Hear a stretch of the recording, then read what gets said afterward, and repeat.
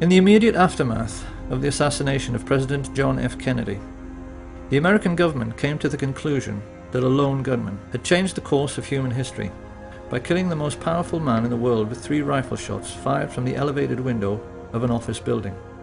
And for half a century, they have stuck rigidly to this fabrication, while critics, scientists, playwrights and poets have produced books and essays and films to prove beyond any shadow of a doubt that this version of our Western history is a physical impossibility. Over and over again, we have been told that this man did it, by himself. He didn't have any help, and he did it because he was a lonely madman and a communist to boot.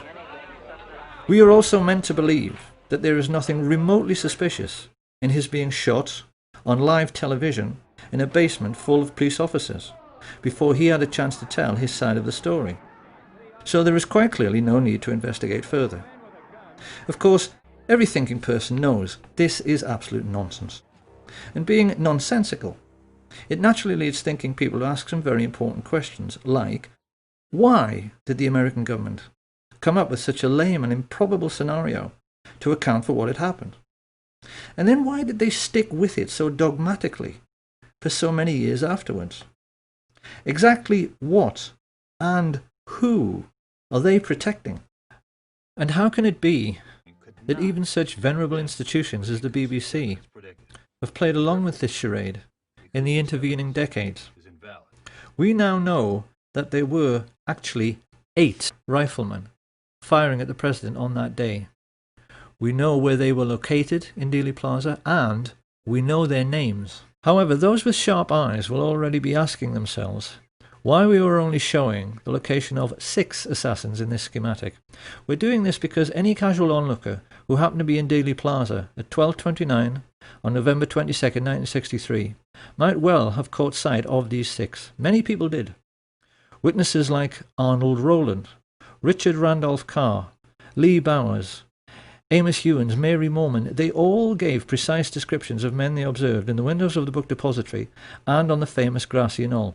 But none of them observed 2 of the riflemen who shot at the president. No one did. And the reason why no one did is itself the key to the mystery. A mystery which begins with a very simple question. Supposing you wanted to shoot at a man on a barren, empty street without anybody seeing you, where could you possibly hide? However, the riflemen who took part in the assassination were not as important to an understanding of what the Kennedy assassination was really all about as were a group of 20 men who had gathered together the night before at the home of Dallas oil millionaire Clint Murchison. These men were a much more important part of the story than the assassins themselves, because they hired the 8 snipers and paid them. We even know how much they paid them. So who were these men? What brought them together to orchestrate such a foul and despicable deed? Why did they, and more importantly those who came after them, cover up the crime with such ruthless brutality for so long afterwards? And how can it be that these men and what they stood for has left an indelible legacy which still influences our daily lives right up to the present day? To answer these questions, we must inevitably step back into history, and most people will not like this very much, because most people have very little interest in history. This, however, is going to be a history lesson quite unlike anything that anyone has ever heard. It certainly will be nothing like what we are taught in school, and yet it begins with a name which most people have heard, but probably won't be able to place. The name of E. H. Harriman. Who was E. H. Harriman? Dynamite's ready, Butch. Mr. E.H. Harriman himself, he had the confidence of... Open the door or that's it! You think E.H. Harriman would get himself killed for you? Woodcock? I worked for Mr. E.H. Harriman on the Union Pacific Railroad, and he entrusted me. I'm sure Americans in particular will be amused to learn that Edward Henry Harriman was actually a real historical figure. This man was one of America's first industrial giants, and like the Rockefellers in oil and the Carnegies in steel, he got his start by borrowing money from the Rothschilds, of whom we'll hear more later, to create a monopoly for his own business, which was railroads. He was the 19th century railroad king. It was a monopoly which wouldn't be allowed today, and it helped in turn to create the Rockefeller oil monopoly. Now, this gave America's first industrial giants colossal power. These were the first people in human history, we mustn't forget, whose businesses were worth more than most countries. People whose fortunes dwarfed anything that the Caesars or the Tudors or the Medici ever dreamed of. So, being greedy, they used this power to engage in price fixing. Naturally, they formed a cartel. Their attitude was that they could charge whatever they liked for steel and oil and transporting goods on the railways. They knew that all American business was dependent on them, and they'd made sure there was no competition. So they could ignore market forces and charge pretty much whatever they liked. Now this naturally caused resentment, and it's very interesting that the press at that time started calling these first Illuminati bankers and industrialists robber barons. Of course, once these fortunes began to be made, others naturally tried to get in on the act. One who succeeded was J.P. Morgan, who became a private banker during this period. But modern critics have discovered that far from being the richest man in America everyone thought he was, it turned out upon his death that Morgan actually only owned 17% of Morgan Bank, and that like so many others he was simply a front for the Rothschild family.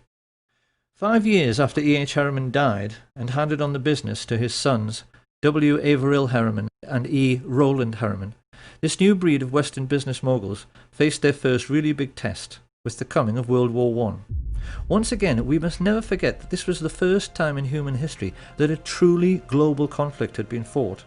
It was sure to have long-lasting international repercussions, and many observers at the time had their doubts as to whether Western industrial capitalism, which was still in its infancy, could cope with the demands of war production.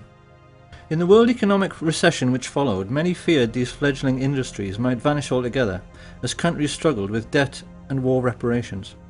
But actually, Western capitalism emerged from World War I in a far stronger state than it was in at the beginning. So how could this be? The First World War taught the new class of international bankers and industrialists a very simple lesson. War is good for business. Take, for instance, Remington. We tend to associate their name with typewriters, but actually they made most of the rifles and handguns used during the Great War, and made a colossal fortune in the process.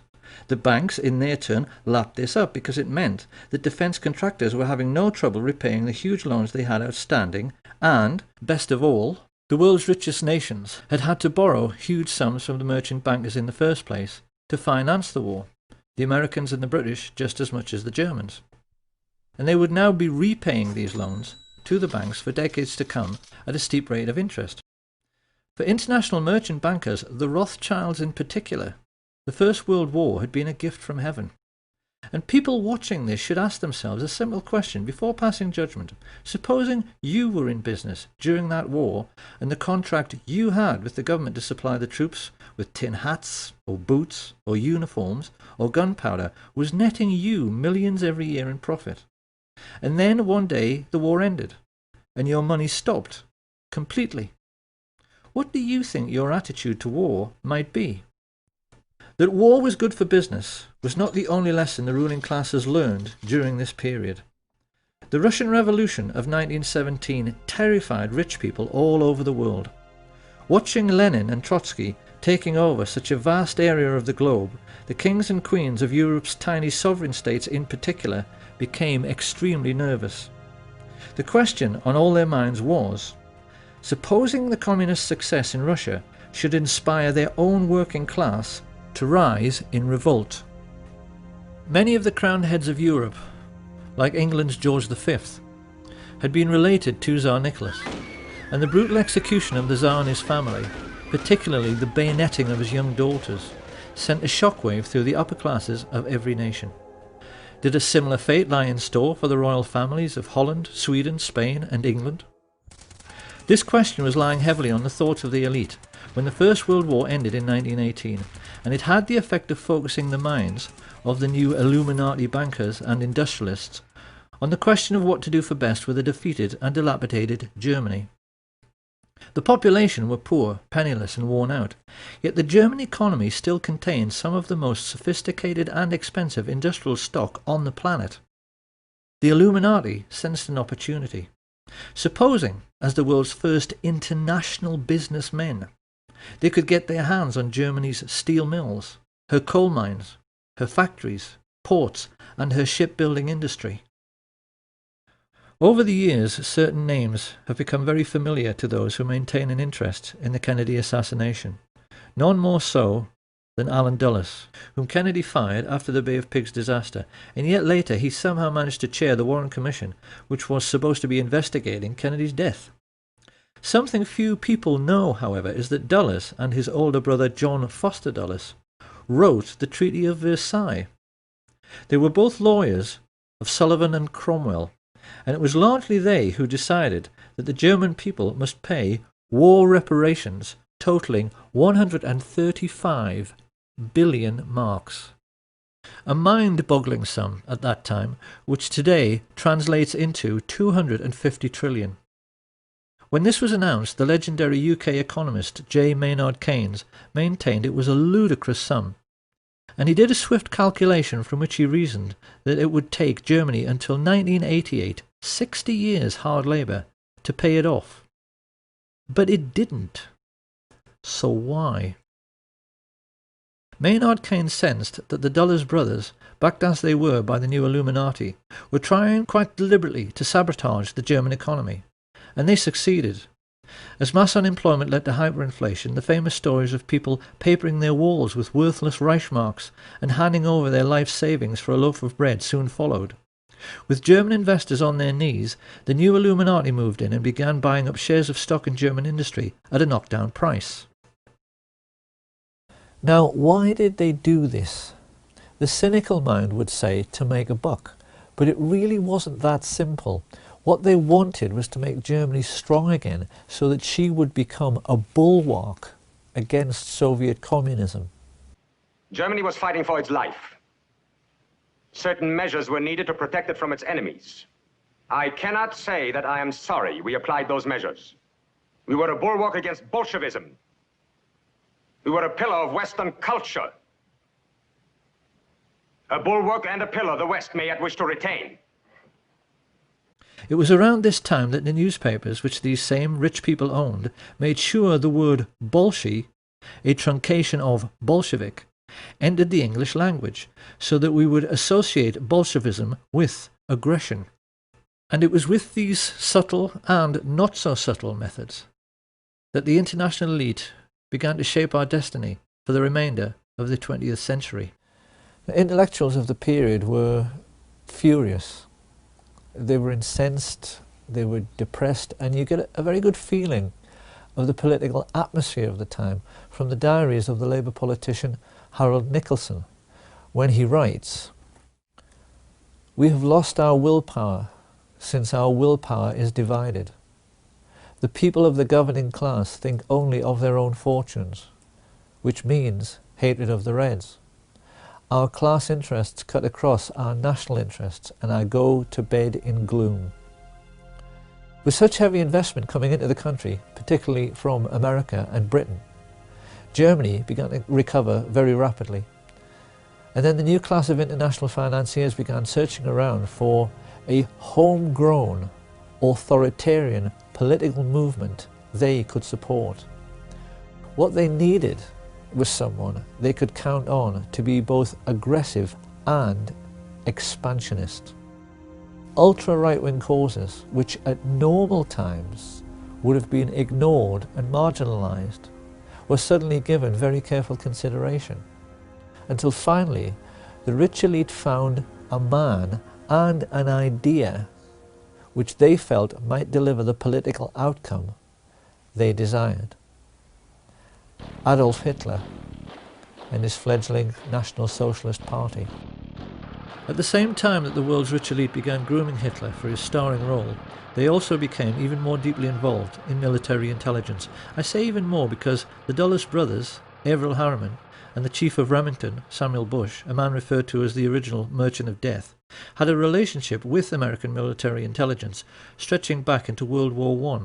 The lesson here being that the American variant of military intelligence started out with businessmen protecting their investments, just as if they were a mafia. Right from the very beginning, it had nothing to do with national security and everything to do with money. In Hitler, the Illuminati had found a ready-made stooge who could be the face of this autocratic new movement. And when the time came to put together a new secret intelligence service which was going to help protect all the money they had tied up in the German economy, these men also found one was readily available: the Order of the Skull and Bones at Yale University. Discussion of secret societies is something of a minefield because it so easily invites ridicule. It is very difficult for the general public to accept that the super-rich leaders of their Western world can possibly be as mad and deranged as they actually are. The public, generally speaking, are sensible and level-headed people who have to balance their checkbooks, so they inevitably tend to laugh at stories about Satanists and occult believers.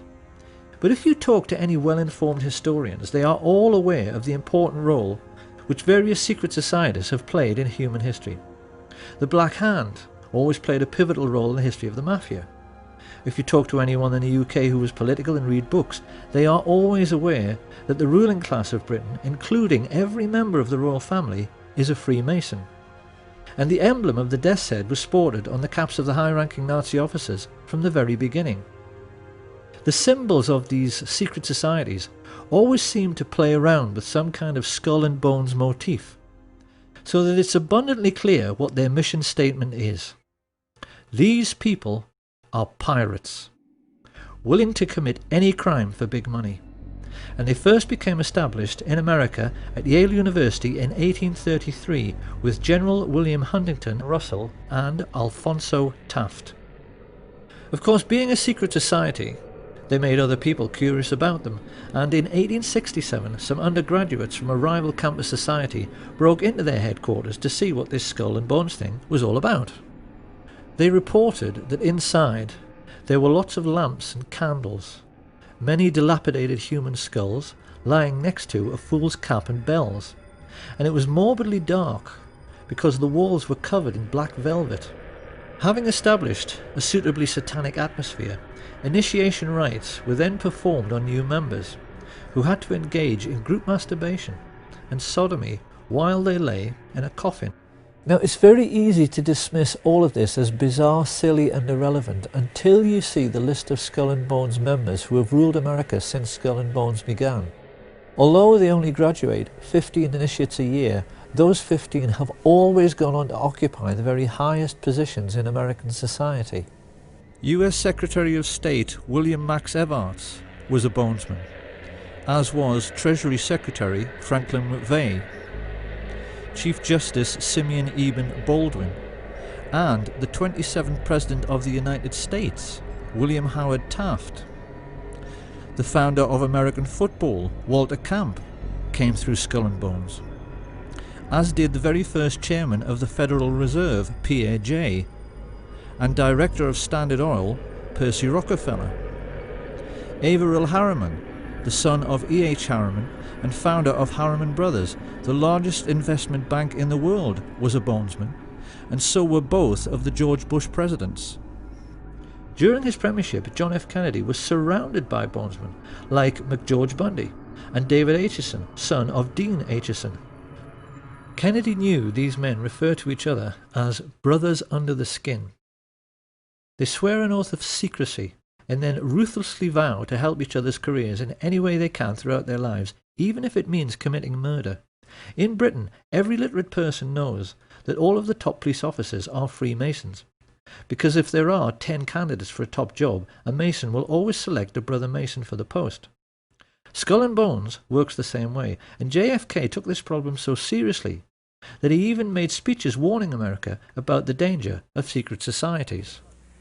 The very word secrecy is repugnant in a free and open society, and we are, as a people, inherently and historically. He knew the people on this list were neither silly nor irrelevant, because he knew they were the real holders of power in America, operating as they were, as an unelected shadow government accountable to no one. And it was these same people who brought Hitler to power during the 1920s by becoming business partners with leading German industrialists.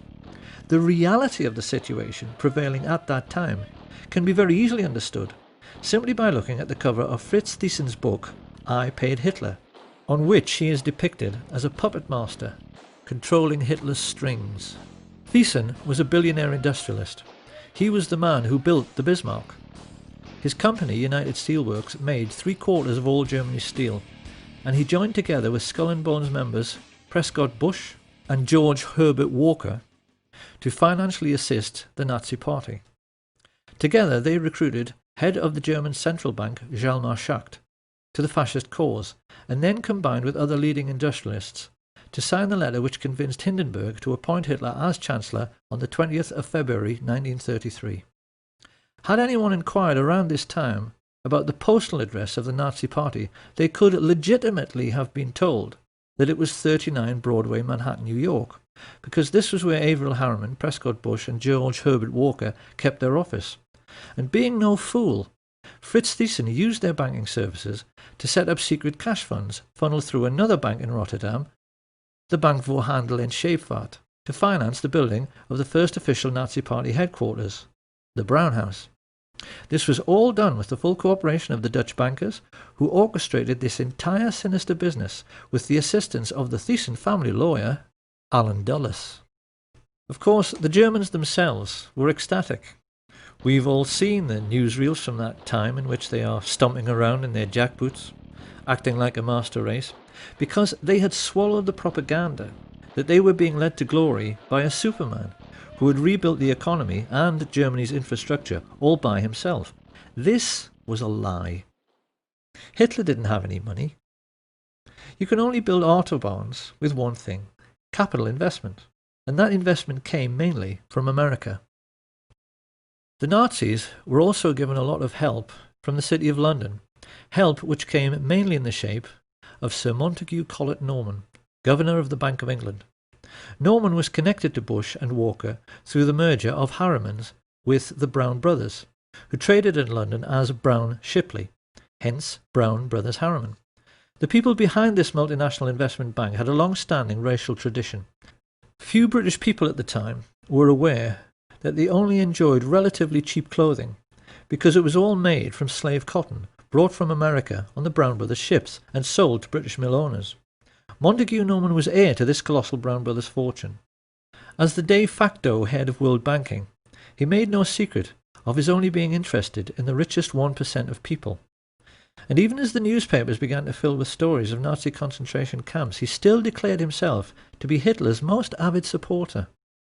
"We must lend Nazi Germany 90 million marks," he declared. "It may never be repaid, but it will be less of a loss than the fall of Nazism."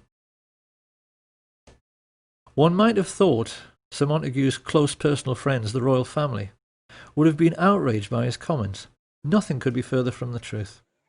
It is part of the remit of this film to try and make people aware of the tricks the rich play in order to control how we think. George Orwell once said that the ruling class in every age have tried to impose a false view of the world upon their followers. And there's no better example than the way in which the British have been duped into believing that their royal family are called Windsor and descend from English kings like Henry VIII. The British royal family are, actually, German, and their real name is Saxe-Coburg-Gotha. They only changed it to Windsor after Windsor Castle in 1917 to hide the fact that they were German during the First World War. Prince Harry, in honour of his German roots, has been known to dress as a Nazi on several occasions. Dozens of critics have pointed out that the Duke of Edinburgh's brother was the head of the Nazi SS. And King Edward VIII, before he abdicated to marry the American divorcee Wallis Simpson, visited Hitler to make it abundantly clear to the whole world that he too was a Nazi.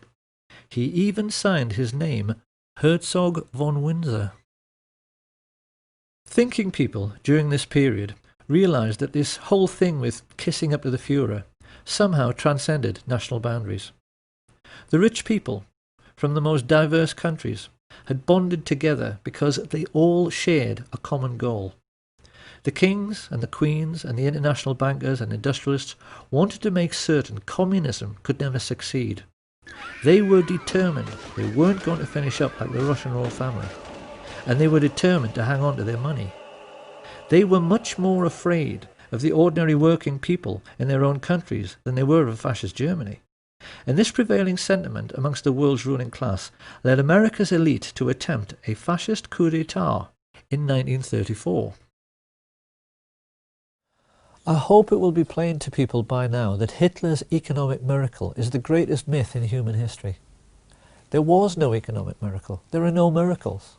And if there are, why can't the Germans do it all again now? If you want to construct a network of new roads and new steelworks and new factories, you need one thing: money. You need investment. And the investment didn't come from Hitler. It came from Brown Brothers Harriman and their business associate, Fritz Thyssen. It came from Hjalmar Schacht and his best friend, Sir Montague Collett Norman. It came from men like Axel Wenner-Gren, the Swedish multimillionaire arms manufacturer, and Charles Beddoes, the French business mogul. These people were all in the same bed with their Nazi friends, the Duke and Duchess of Windsor, the Dulles brothers, Prescott Sheldon Bush, and George Herbert Walker, with whom they'd created the Union Bank for laundering Nazi money. And with stage one of their plan for world domination complete, they now turned to the second phase, which was meant to be the overthrow of American democracy and the imposition of fascist government upon the United States. In order to pull this off, these Nazis raised money from America's richest families, many of whom, in this new consumerist society, had become household names. The Colgate family, the Birdseye family, the DuPont family, the Rockefeller family. These people handed over millions to the American financiers of Hitler so they could hire, train and supply a private army which would attempt to overthrow the democratically elected government of Franklin Delano Roosevelt and impose fascist dictatorship in America. Of course, it's natural to wonder, considering they had such advantages, how on earth they failed to pull it off.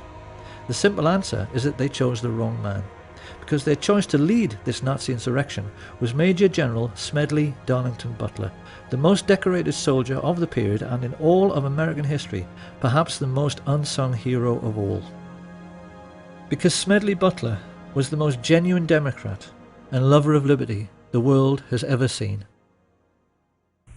I appeared before the Congressional Committee, the highest representation of the American people, under subpoena to tell what I knew of activities which I believe might lead to an attempt to set up a fascist dictatorship. The plan as outlined to me was to form an organization of veterans, to use as a bluff, or as a club at least, to intimidate the government and break down our democratic institutions. The upshot of the whole thing was that I was supposed to lead an organization of 500,000 men, which would be able to take over the functions of government. My main interest in all this is to preserve our democratic institutions. I want to retain the right to vote, the right to speak freely, and the right to write. If we maintain these basic principles, our democracy is safe. No dictatorship can exist with suffrage, freedom of speech and press. Smedley Butler tricked the plotters into thinking he was interested for just long enough until he was sure who all the major players were, and then he told the president. This put FDR in a quite impossible position. America at that time was just coming out of the Great Depression. The last thing he wanted was to cause another economic downturn, and he feared that if he scooped up all the leading bankers and captains of industry in the United States and threw them all in jail, the country just might fall apart. So what could he do? To Smedley Butler's utter incredulity, he chose in the end to do nothing. In spite of the fact that these men had committed treason and should have been hanged, their power was such that they were not even charged, let alone tried. And so great was their influence, they were able to keep America out of the war until December the 7th, 1941.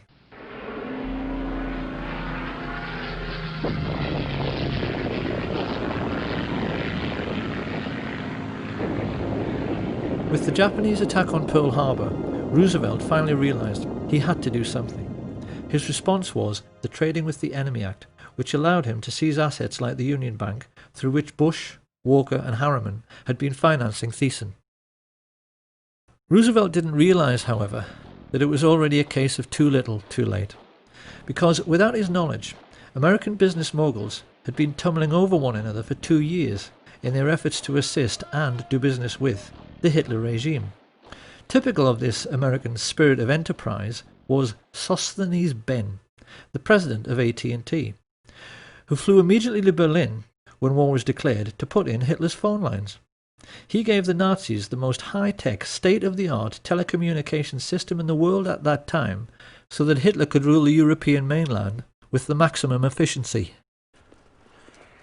Rich men have been hiring thugs to do their dirty work, especially to frighten people, since human civilization began. What people have to try to appreciate is that Nazism, in reality, was simply the first time in human history that the rich had enough wealth to hire an entire country of thugs to do their dirty work. Some of the most emotive images in world history are those of the Nazi war machine sweeping across the Low Countries to begin their occupation of France. And people have always assumed that the trucks used for the miles-long troop convoys must have been German trucks. But if anyone at that time had taken the trouble to lift up the cowling and look at the engine, they would have found these were actually Ford trucks, which had been built with personal permission from Henry Ford, who was sitting in his office 4,000 miles away in Dearborn, Michigan, a service for which he was given the Grand Cross of the Eagle, the highest honor the Nazis ever bestowed on a civilian. Ford sued the U.S. Army, the U.S. government in the 50s because during the war the U.S. Air Force bombed their tank-making facilities in Germany, and this is true. And what was it, like 52 or something? They sued the U.S. government for destroying their factories, and they won. They won the lawsuit. So I had to write a little song for Henry here.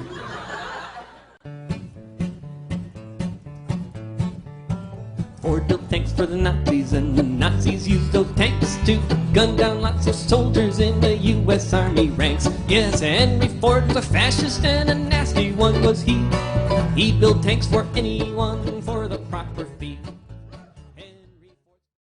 Hitler so admired Henry Ford, he kept a life-size portrait of him on the wall next to his desk, and even his legendary Panzer tanks were tainted by these sorts of practices, because they were made by I.G. Farben, who had entered into a cartel with the Rockefellers' Standard Oil. The government in Washington knew all about this, and largely did nothing. Licensing arrangements for trading with the enemy in wartime were issued without any fuss, even to the extent that after the occupation of France, the Chase and Morgan banks in Paris simply carried on doing business as usual.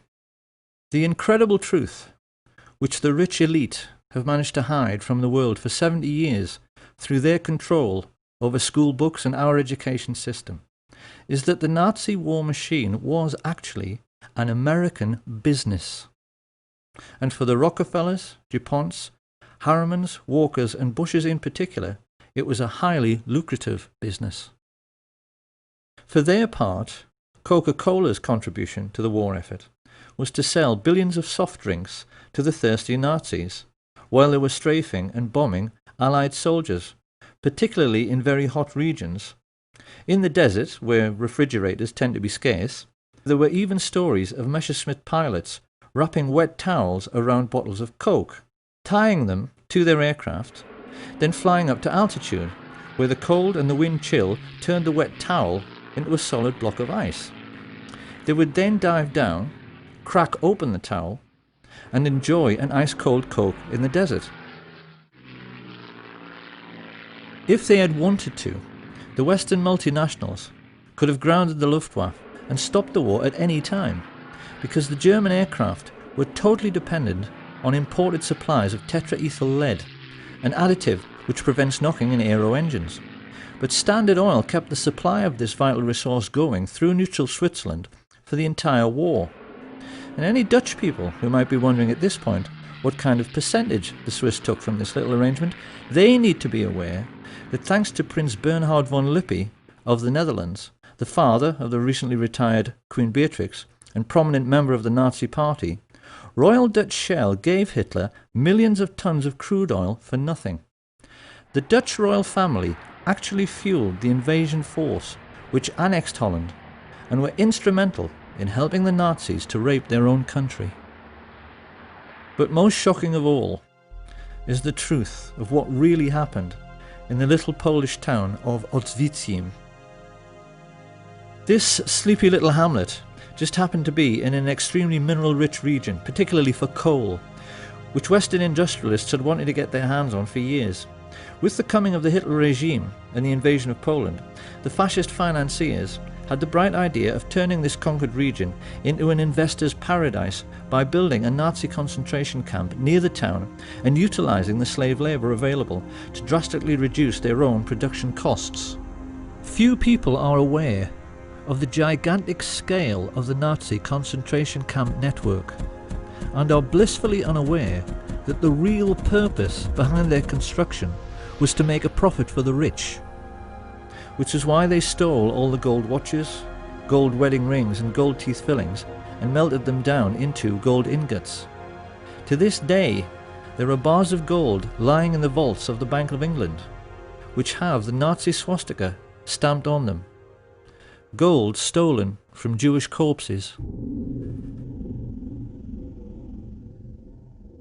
It shouldn't come as any great surprise that George Herbert Walker's family were slave owners on the cotton plantations of 1930s America. Walker was used to organising slave labour. So while his business associate, Averell Harriman, was paying for Hitler's 500,000 SS troops and supplying them all with brand new Thompson submachine guns, because he did, Walker took over the management of this new Polish concentration camp. And when his Nazi friends started complaining that they couldn't pronounce the name Oświęcim any better than I can, they all got together and decided they had better Germanize the name into something which sat more comfortably on Nazi tongues. It was in this way that the world first heard of Auschwitz. Because the truth about Auschwitz and the entire Nazi war machine is that they were essentially no different to McDonald's. They were American business enterprises abroad, businesses which the richest European families invested in, and businesses which, because of slave labour, made obscene profits, which Prescott Sheldon Bush took and placed in a blind trust, which later financed a Bush political dynasty which produced two presidents of the United States, his son, George Herbert Walker Bush, and his grandson, George Walker Bush. This picture of the railway leading into Auschwitz has, since World War II, become the iconic image of the Holocaust. To us it now represents something like the gate to hell. But how differently, one wonders, would we have looked at this image all of our lives if we had always known that this railway line was an American railway line laid by the Harriman brothers on behalf of Uncle Sam. The Standard Oil IG Farben cartel even made the Zyklon B gas for the Jewish Holocaust. Now, anyone who at this point is thinking that all this simply cannot be true, because if it was, someone would have sued, well, someone did. This information came into the public domain because of a Dutch intelligence agent who was so disgusted when he found all of this out, he leaked it to the press, as a result of which two very senior Jewish gentlemen, Kurt Julius Goldstein and Peter Gingold, filed suit against the American government. Of course, the more discriminating among us will now be asking how it can be that this story went completely unreported in the mainstream media. One might just as well ask why the Times in London was writing favourable stories about the Nazi concentration camps throughout the 1930s, and why Lord Rothermere was still referring to Hitler as a great gentleman as late as 1940. You really would think by now that people would have realised that it isn't so much the bias in the media which really matters, it's the things they know about, but never tell you, that really matter. Because the truth is that the press knew exactly what was going on in the concentration camps all through the war. They never said a word about it, because they knew who was making money from the slave labour. Now, it's very easy to imagine what the response of a conservative politician, American or British, would be to all of this. If all of this is true, he's bound to ask why nobody said a word about American industrialists building Hitler's war machine at the Nuremberg trials. How come it never got mentioned? Where's the responsibility of the Vatican, who signed in 1933 the Concordat with Hitler? giving him his first tremendous prestige. Are we now to find the Vatican guilty?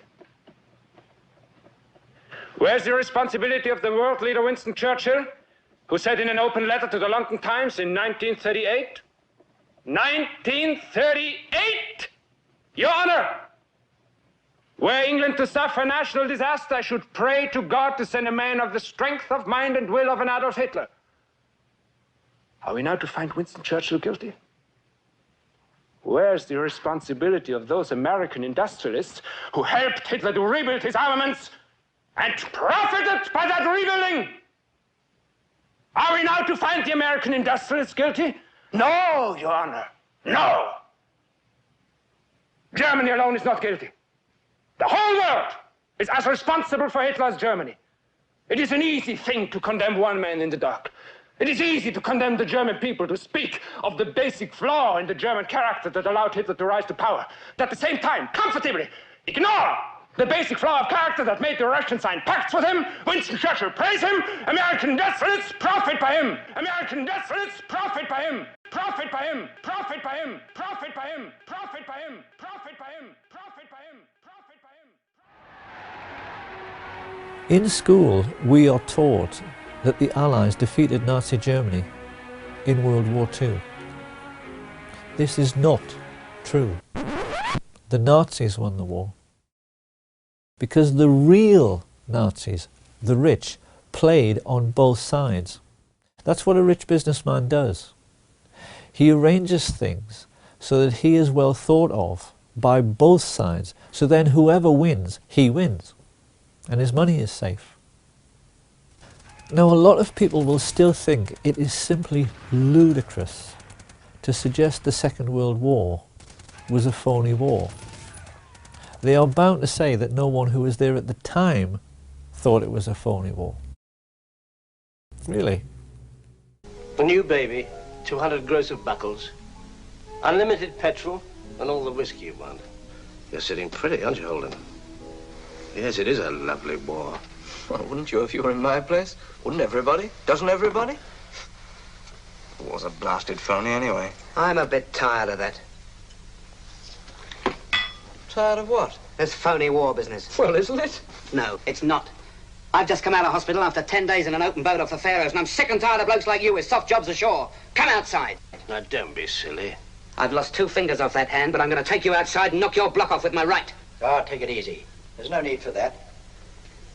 I'm sorry, I apologize. I'll come outside if you insist. That won't do any good. It's not his fault. It's the fault of all of us. You make me sick. All of you. It may be a phony war to you, but it's not to all the boys at sea. It never has been.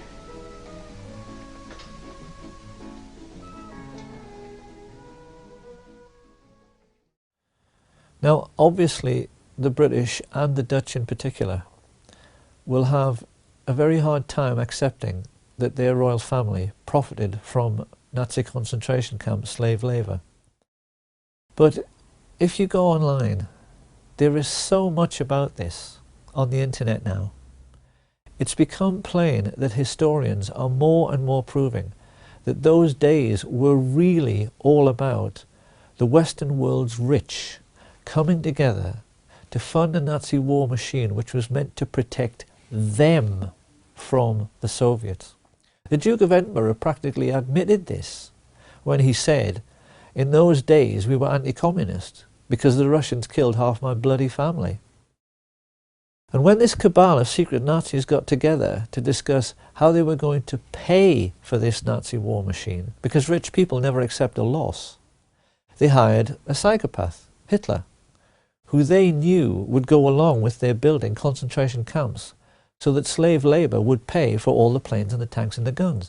And you can see in the more intelligent movies from that period, like Hitchcock's Saboteur, that the artists and writers of that time knew the rich were fascist and completely understood what they were really up to. Why is it that you sneer every time you refer to this country?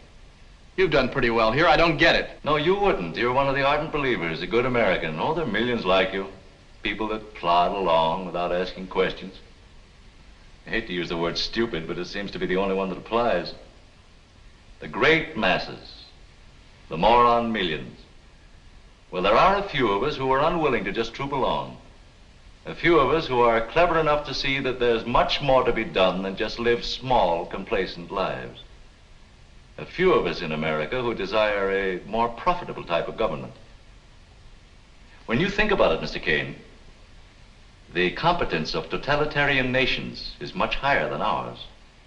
They get things done. Yeah, they get things done. They bomb cities, sink ships, torture and murder so you and your friends can eat off of gold plate. It's a great philosophy. I neither intend to be bombed nor sunk, Mr. Kane. That's why I'm leaving now. And if things don't go right for you, if we should win, then I'll come back. Perhaps I can get what I want then. Power. Yes. I want that as much as you want your comfort or your job or that girl. We all have different tastes, as you can see. Only I'm willing to back my tastes with the necessary force.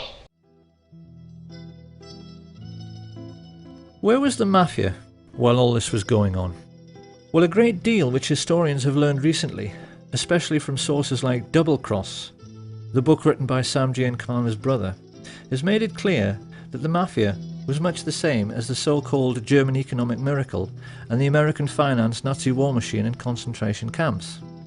The mob in reality was a very different animal from the one portrayed by the movies and the media. American feature films have tended to focus on the exploits of gangsters like Richard Kane, the famous crime-busting Chicago cop who was planted in the police force to be a spy for Giancana, and hoods like Charles Nicoletti and Milwaukee Phil Aldericio, two of his favourite hitmen, who built their own hitmobile so they could shoot people from the back of a moving car.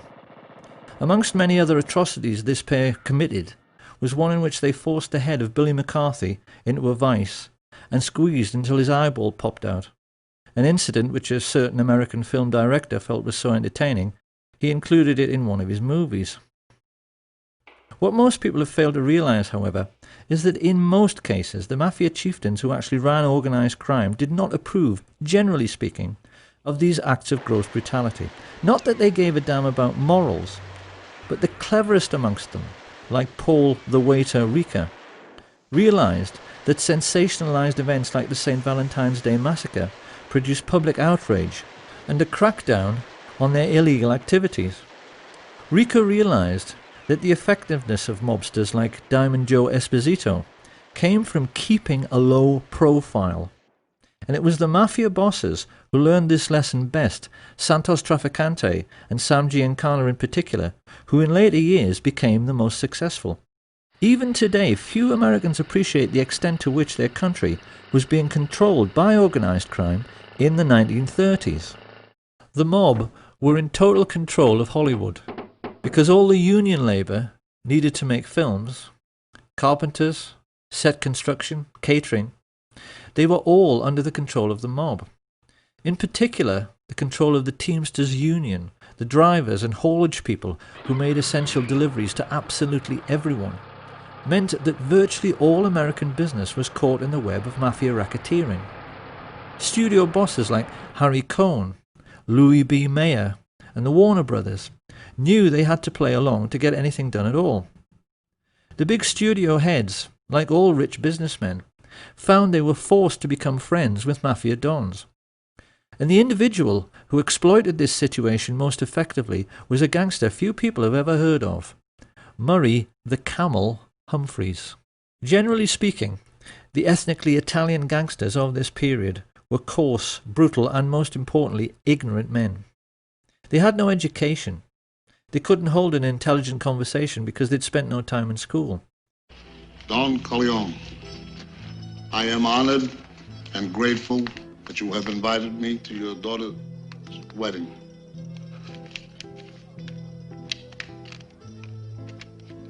On the day of your daughter's wedding. This made doing business with refined and sophisticated entrepreneurs difficult, not to say embarrassing. And Sam Giancana was quick to spot this. So whenever a business deal needed to be made by someone with style and sophistication, he would send along his silver-tongued Welshman, Murray the Camel, so called because he was known for being sartorial and for cutting a dash in expensive camel hair coats. Humphreys became a crucial figure during the pre-war period because his contact with the luminaries of Hollywood meant he received invitations from senior politicians who wanted to rub shoulders with stars like Clark Gable, George Raft, Cary Grant, Gary Cooper, Marilyn Monroe and Frank Sinatra, all of whom were mafia-controlled and used by the mob as bagmen, moving colossal sums of money around the country, because Giancana cynically realized the authorities were too starstruck to ever check their luggage. He even used a priest for the same purpose, who he referred to as Father Cash. And just as the priest was happy to take his percentage, so the politicians, who Giancana always maintained were the easiest to corrupt, were happy to do the same. In Esposito's time, he had boasted of buying votes for Calvin Coolidge. By the time of World War II, Sam Giancana was boasting to his younger brother, "We own the White House."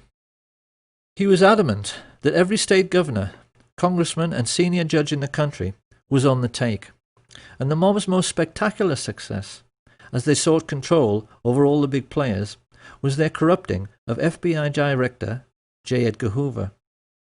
It's become fairly widely known in recent years that Hoover was a transvestite homosexual. What is less well known is the elaborate scheme he dreamed up for accepting mafia bribes. What he used to do was to go to the $2 window at the racetrack, where he was photographed many times by the press to give himself a clean, upstanding image. What the pressmen didn't know was that he always took along a crooked emissary who placed huge bets, which ran into the thousands, at another window on races which were fixed by the mob boss Frank Costello. By keeping Hoover supplied with millions in winnings and holding on to compromising photographs of the FBI chief having sex with his lover, Clyde Tolson, which several CIA agents claim they've seen, the mafia had American law enforcement entirely under their control. So the question then is, what do you do with that kind of power? The answer is that when you're the American mafia, you routinely wipe out what they call do-gooders. This is how organized crime has influenced American society for nearly a century. If a decent man becomes a rising star in politics and looks as if he might try to make a better life for ordinary people, they simply kill him as a matter of routine. And in the book they wrote together, Chuck and Sam Giancana Jr. are at pains to point out that a classic early case of this practice was the assassination of Anton Shermack. Shermack was a Democratic politician who had tried to crack down on Al Capone's bootlegging operations. Many felt he would go on to become a great president himself, until he was shot while on stage with FDR by Giuseppe Zangara. After the murder, Zangara claimed it was a political act, and he ought to be entitled to clemency because he simply hated all rich people. But this was actually what he'd simply been told to say by the mob, who were using him as a fall guy. When he went to the electric chair, Sam Giancana turned to his brother and expressed his pleasure at how nice and neat the whole affair had been. And he further explained that choosing a patsy to wipe out a politician who was a do-gooder was something the Italian mafia had been doing forever. It was a practice as old as the Sicilian hills, and he was amazed at how the mafia kept getting away with it, because you really would think people would catch on. This was 1935. You have a decent chief executive murdered in broad daylight, shot by a patsy who was later killed himself by the authorities. Does this sound familiar? However, even in Shermack's time, the mob could not be said to be in complete control of American life, because while they controlled the streets through their influence over politics and the justice system, they were not yet in control of the United States military or its mainstream media. Tragically, this all started to change with a series of events which began with the scuttling of the SS Normandie by a Manhattan-based Nazi agent. This was February the 9th, 1942. And having just joined the war, the United States was trying to keep its allies supplied with vital war material, using convoys which were loaded on the waterfront and sailed almost every day out of New York Harbor.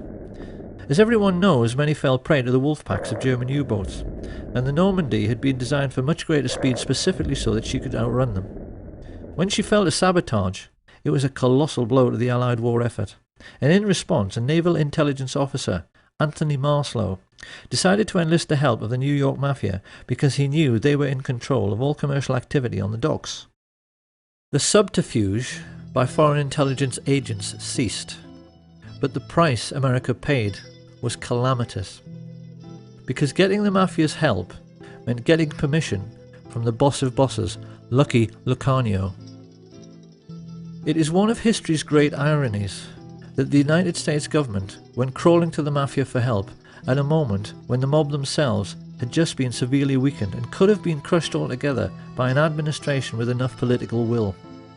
The notorious Lucanio had just started a 40-year prison sentence in Great Meadow Penitentiary, and most of his Sicilian gangsters back home were already behind bars, having been caught up in Mussolini's Mafia purge. Being himself Italian, Mussolini knew there was only one way to deal with the Mafia, and when he came to power, he ordered his iron prefect, Cesare More, to simply lock up all the Mafia families in Sicily, which wasn't exactly difficult because everybody knew who they were. Of course, after the Allied invasion of Sicily, Marslow then compounded his error by choosing Sicilian Americans like New York Mayor Charles Paletti and OSS officer Joseph Russo, whose father was born in Corleone, to head AMGOT, the Allied military government, whose job it was to restore community cohesion on the island. And of course, their way of doing this was not only to let all the mafiosi out of jail, they even made known mob bosses like Genco Russo and Don Calogero Vizzini into the heads of local government and gave them full civilian and military power over the island. So this was the accident of history through which the Mafia began its relationship with American military intelligence. It was a catastrophe for Italy, which has been ruled over by organised crime ever since.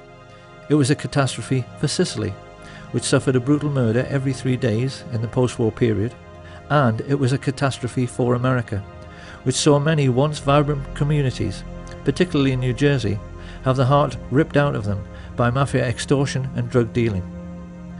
Lucky Lucanio was deported after being released from jail, and having found a kindred spirit in another secret organisation, the newly created Central Intelligence Agency, he was then able to combine the activities of organised crime, particularly international drug running, with smuggling of American-made weapons. This unholy alliance gave the world its first ever pirates who flew aeroplanes. That's what these people became. Pirates with aeroplanes. The CIA became the world's primary importer-exporter of narcotics, and used the colossal profits to fuel wars around the world, thereby enabling their friends in the military-industrial complex to sell yet more weapons. Under the disguise of liberal democracy, these men, who had financed Hitler, became the enemies of liberty and democracy on a planet-wide basis. And as if to underline their Nazi credentials, they also hired all of the former German Nazi intelligence officers, like Reinhard Gehlen, who were out of a job at the end of the war, and brought them into the fold at the beginning of the Cold War, even though they were perfectly well aware that these men had committed genocide and should have been prosecuted as war criminals. Their attitude, quite clearly, was that as they had paid for Nazi Germany, they were entitled to pick over its carcass in any way they chose. This was yet another political catastrophe for the United States, because these were the people who put together the notorious Operation Paperclip, which rounded up all of the Nazi rocket scientists, like Wernher von Braun, and put them to work for their new American Nazi owners to give them, for the first time in human history, ICBMs with nuclear warheads. They became the first men ever to have the power to destroy the whole world at the touch of a button, and it was clear to many observers at the time that it all rather went to their heads.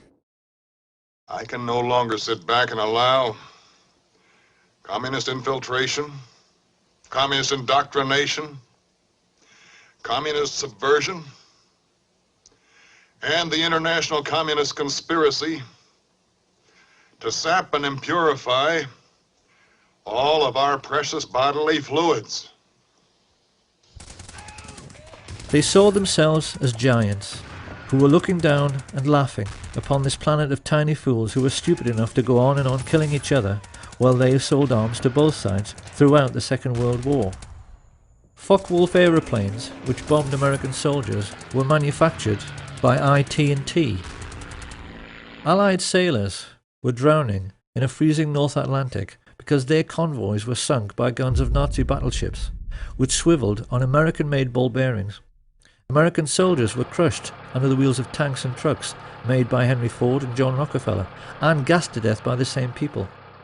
Sam Giancana took the trouble to explain how this cynical process worked by composing just one terse, simple sentence, which his brother wrote down for posterity. "People give their lives," he said, "just so a few fat cats can make a killing." And this was precisely what Smedley Butler had tried to explain to the world with his book, War is Just a Racket. At the war's end, the rich elite found fortune continuing to smile on them. Firstly, they were able to control the utter farce of the Nuremberg trials, which should have hanged every single American merchant banker and leading industrialist. As it was, their contribution to World War II remained hidden from public scrutiny, and they were even allowed to gerrymander light sentences for their German Nazi friends, like Hjalmar Schacht, who got off with just a few years and later retired as a billionaire. But best of all was that the one man who might have been a check to their power passed away as soon as the war was over. And with President Roosevelt gone, and their first Nazi glove puppet Hitler also deceased, it became necessary for Prescott Bush to find another young politician to sponsor. In true American fashion, he decided to advertise. He placed an ad in the LA Times which candidly explained that a group of rich businessmen was seeking a young, ambitious, immoral and most definitely malleable politician who might one day run for president. The ad was deliberately worded in this cynical way because they knew that only an evil, slimy and completely incorrigible little creep would ever dream of applying for the position. That was what they wanted, and that was what they got, in the shape of a certain Richard Nixon. Here being congratulated on his success by his new master, Prescott Bush. And not long after this picture was taken in 1947, Nixon engaged the services of a Jewish gangster who was working for Sam Giancana called Jacob Rubenstein, a man whom the world would one day come to know as Jack Ruby. Having bought themselves a new political puppet, this nefarious band of 20th century robber barons now took stock of their situation. The Hitler Project, as this rich elite called it, could hardly have turned out very much better. Their businesses had made colossal profits. Prescott had got his Union Bank back. The communist menace they so wanted to contain had almost sunk back in the Middle Ages with the ravages of war. And best of all was that they had now achieved the very world domination which Hitler had dreamed about. They knew that in this new age of modern telecommunications and high-speed jet travel, they had become the first group of robber barons in human history to dominate the entire globe, because they realized there was now absolutely no one left who could stop them from doing whatever they wanted to do next. However, they also realized that bombed out and dilapidated Europe would not be able to bear another war for many decades. This was why they now decided that their obscene business profits could only keep coming in if they moved their game of phony war into the Third World.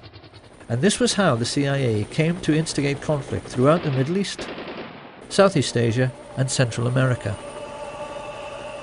Chuck Giancana well remembers a conversation which he had with his mafia boss brother Sam during this period, in which he questioned him with genuine anxiety about the communist menace spreading throughout the world. The TV news was painting a sinister picture of a Soviet enemy with millions of fifth columnists, which was intent upon taking over the entire planet. Hadn't he heard of the domino theory, and wasn't he worried about it? In response, Sam Giancana simply smiled at his kid brother's naivety, and he asked him, didn't he realize that the United States, by which he meant the shadow government, not the official one, wanted to take over the world as well, and that the whole idea of communism was just the excuse they were using to do it? He told him that in China they had already succeeded in getting a member of the Chinese mafia, a brutal gangster called Mao Zedong, into power, just so they could sell more cigarettes in Asia. Communism was just their excuse. And it was pretty much the same story in the Philippines, with a crooked politician the mafia levered into power called Ferdinand Marcos. As for the United States, Big Brother Sam explained that the fat cats were fully aware that Americans will do anything for patriotism. Hence, you must always provide them with an enemy. a boogeyman. They won't overwork themselves just to make huge profits for fat cats, for any other reason. So new enemies had to be found or created. This is what Joe McCarthy's Reds Under the Bed scare had really been all about. And they used the same excuse in Laos, Chile, Guatemala, El Salvador, Iran, Honduras, Vietnam and Cuba.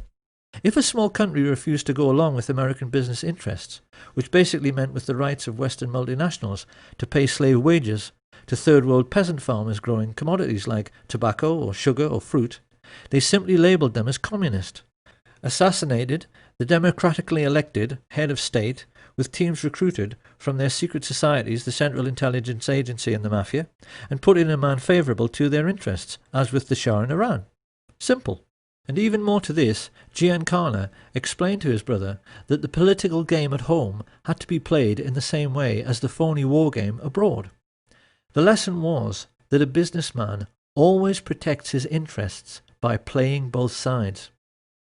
Sam Giancana knew that the Second World War had been exactly the same as all the CIA's covert wars during the 1950s. They were conducted in order to make more money for the super-rich, because in every case they were selling weapons and fuel to both sides just as they had the Germans.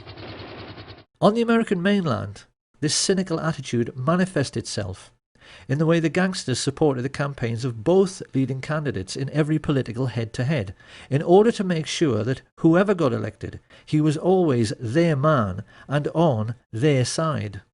So this was the real political world which the young Senator John F. Kennedy became a part of in 1950s America.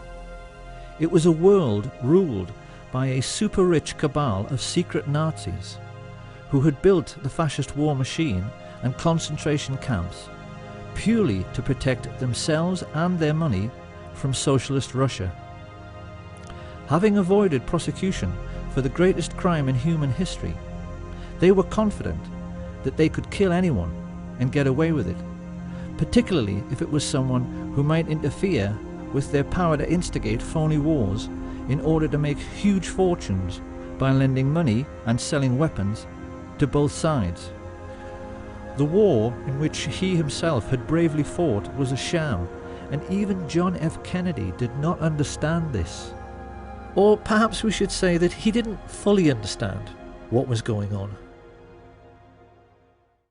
He and his younger brother Bobby were certainly all too keenly aware of the extent to which their country was in the grip of organised crime, because their own father, the patriarch Joseph P. Kennedy, had made his personal fortune from running illegal liquor during the days of Prohibition, activities which earned him the nickname Bootlegger Joe. Experienced people are aware that the tendency of each new generation to reject the ideas of the previous generation is an abiding characteristic in human affairs, and it is perfectly plain that with Jack and Bobby it had the effect of making both men highly principled. Their own father had associated with crooks and gangsters, and it was quite clear from their style and their outlook that they had made a commitment to make up for the sins of their father by rejecting this sinister world of hoods and crooks and corrupt politicians, by being honest and decent. If you take a look at any group photo from the early days, it's clear these men are being determinedly clean-cut, with the accent heavily on the clean part. They knew their father's generation were dirty. It couldn't be more obvious that they were determined to be the opposite. The question was, how were they going to free themselves and their country from the entanglements of the crooked politicians and the psychopathic mafia dons, who together were controlling the whole of American life like some multi-legged fascist octopus? How they were going to pull this off was something they were discussing ad nauseam when, in the late 1950s, they found out their father was in big trouble. A contract had been taken out on Joe Kennedy's life by the Purple Gang, the Jewish mafia of New York, who had accused him of swindling them out of a fortune. Joe Kennedy was really scared, and he turned for help toward the one man in North America who he knew had the power to get the contract called off, Sam Giancana.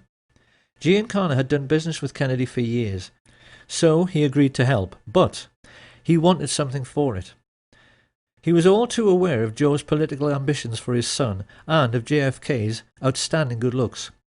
He wanted assurances that if Jack one day made it to the White House, Joe Kennedy would see to it that the heat the two brothers had been trying to turn up on the Mafia would be turned down. And, according to Chuck and Sam Giancana Jr., Joseph P. Kennedy, just to save his own skin, agreed.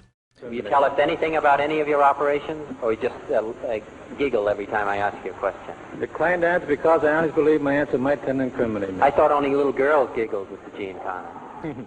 In this way, a very confused situation was created, because Sam Giancana, the very kind of mob boss whom the Kennedys had been fighting so hard through the McClellan Committee to put in jail, now thought that they should and would be grateful to him. It was this expectation and this misunderstanding which now led Giancana to try to draw the Kennedys more and more into his dark world, something which he appeared to be succeeding with in the way that first Peter Lawford and then Frank Sinatra established relationships with both men. Lawford married Kennedy's sister. Everyone is voting for Jack. Sinatra was putting together campaigning jingles, and it must have seemed to many insiders at the time that when Sam Giancana went around boasting that, as usual, he had everything under control, and that when Jack got to the White House it was going to be a dream ticket for the Mafia, that it must all be true. His boys appeared to be partying together. And those who were in the know were aware that JFK had at least some sort of relationship with Judith Campbell Exner, Sam Giancana's girlfriend. What we haven't known until now is that JFK was hoodwinking Giancana all along. The role that Judy Campbell played was mostly that of a go-between. What Kennedy was doing through her was giving Giancana FBI reports on mob bosses to make him think that law enforcement were not all that well informed about the Mafia scams and their movements, nor even terribly interested. What Giancana did not know was that the FBI reports he was receiving were carefully selected and most definitely incomplete. Kennedy was not helping Giancana. He was not keeping him in the picture. What he was doing was pulling the wool over his eyes. For the first time in his life, Sam Giancana was perplexed, and he became more confused when there was a sudden freezing over of relations. JFK abruptly ended his relationship with Sinatra, and Judy Campbell suddenly found the White House were refusing her calls. Even more to this, Giancana's limitations were shown up in the way he completely failed to comprehend that Kennedy truly was decent and honest. He apparently had many conversations with Murray the Camel Humphreys around this time, in which both were reassuring each other that Kennedy's white knight lifestyle was just a political game to make him look good. Quite clearly, this cynical outlook was the product of living in their dark and corrupt world. They had never known an honest and decent man, because in the Mafia there's no such thing. There is no record of what was said during the 3 meetings which JFK had with Giancana and his father at the Fontainebleau Hotel just prior to the 1960 general election. But it does now seem that in this most titanic battle of wits between the craftiest criminal in America and the most brilliant politician the world had ever seen, Kennedy had won. He had played the Mafia at their own game, and played it better. Why did John F. Kennedy do this? Because he must have known just what a dangerous game he was playing. There certainly appears to be no doubt, now that we ourselves are aware of the all-pervading influence of organised crime in America at that time, that this brave and decent and honest man had realised that he could never get rid of the Mafia and their dirty fascist friends in politics, industry and banking without first enlisting their help. He had to trick them. And with this new understanding, we can now see for the first time, with the correct perspective, the motives, characters, intrigues and diverse political interests which were gathering against President Kennedy when he took the oath of office. Organised crime were fearful of JFK before he ascended to power, because the shrewdest amongst them were getting a sense that he had outfoxed and outmanoeuvred the all-powerful Mafia bosses. But the big mistake researchers have made in the past has been to not understand that every American oligarch, the big oil men, the captains of industry, the merchant bankers, the intelligence chiefs, were all crooks and gangsters as well. The biggest crook in the land was the head of law enforcement, J. Edgar Hoover. This is what historians have failed to understand until now. When JFK appointed his 32-year-old kid brother to the post of Attorney General, these people collectively froze. It now fully hit home that JFK really was honest and decent. It hit home that he wanted to make his country as honest and decent as he was, and that he actually believed that with the help of his energetic and determined crime-busting brother that he could do it. His attitude, of course, stood in marked contrast to the man whom Kennedy was saddled with as his running mate. Anyone who has any doubts about the moral rectitude of the average American politician of that time has only to look at the career of Lyndon Baines Johnson to see that, generally speaking, they were worse than the Mafia itself. From his involvement with the Box 13 scandal and through all of his dealings with his crooked Texan business associate Billy Solestes, LBJ proved again and again that he was every bit as unscrupulous as any mob boss and willing to do absolutely anything for power. This was a man who'd had his own sister, Josepha, murdered by his personal hitman, a highly intelligent and psychopathic killer named Malcolm Wallace, who later shot dead the golf professional John Douglas Kinzer. When this case came to court, it revealed to the American public how totally corrupt the justice system had become, because LBJ was able to get Wallace off with a 5-year suspended sentence. Found guilty of murder one, he walked free that very day. This was the sort of corruption which was running rife through the American political system when Fidel Castro overthrew the right-wing government of Fulgencio Batista in 1959. Few people are aware that by this advanced stage in their relationship, the CIA and the Mafia were together employing the Giancana tactic of supporting both sides in a war. For many years beforehand, they had been supporting Castro, and not just the Batista regime, as many think, by smuggling in both arms and mercenaries to aid the peasant farmers. One of these mercenaries, an Italian-American called Frank Fiorini, later came to play a pivotal role both in the assassination and subsequent cover-up under his assumed name Frank Sturgis. Sturgis and Castro were photographed together many times during the Cuban Revolution. But after Castro enlisted the help of the Russian Soviets, Sturgis turned against him. Like many in the CIA Mafia network, he felt double-crossed when Castro closed the island's casinos and nationalized all Cuban business. He therefore joined forces with men like Bernard Barker, Batista's former secret police chief, and other Cuban expats who had fled en masse to Miami, Florida, and who now sat together on the American mainland as a very disgruntled and highly politicized splinter group. Of course, to the American Nazis who had bankrolled Hitler, this was intolerable. It was a commercial disaster. Coca-Cola had made millions in easy profits using dirt-cheap Cuban sugar grown by dirt-poor Cuban peasants. They were now being told by an upstart third-world dictator that they would have to pay for sugar at the normal market rate, and the Mafia were losing millions every single day from the loss of illegal gambling. America's Nazi shadow government therefore decided that someone was going to have to mould this loosely knit group of disgruntled anti-Castro Cubans into a crack invasion force to retake the island.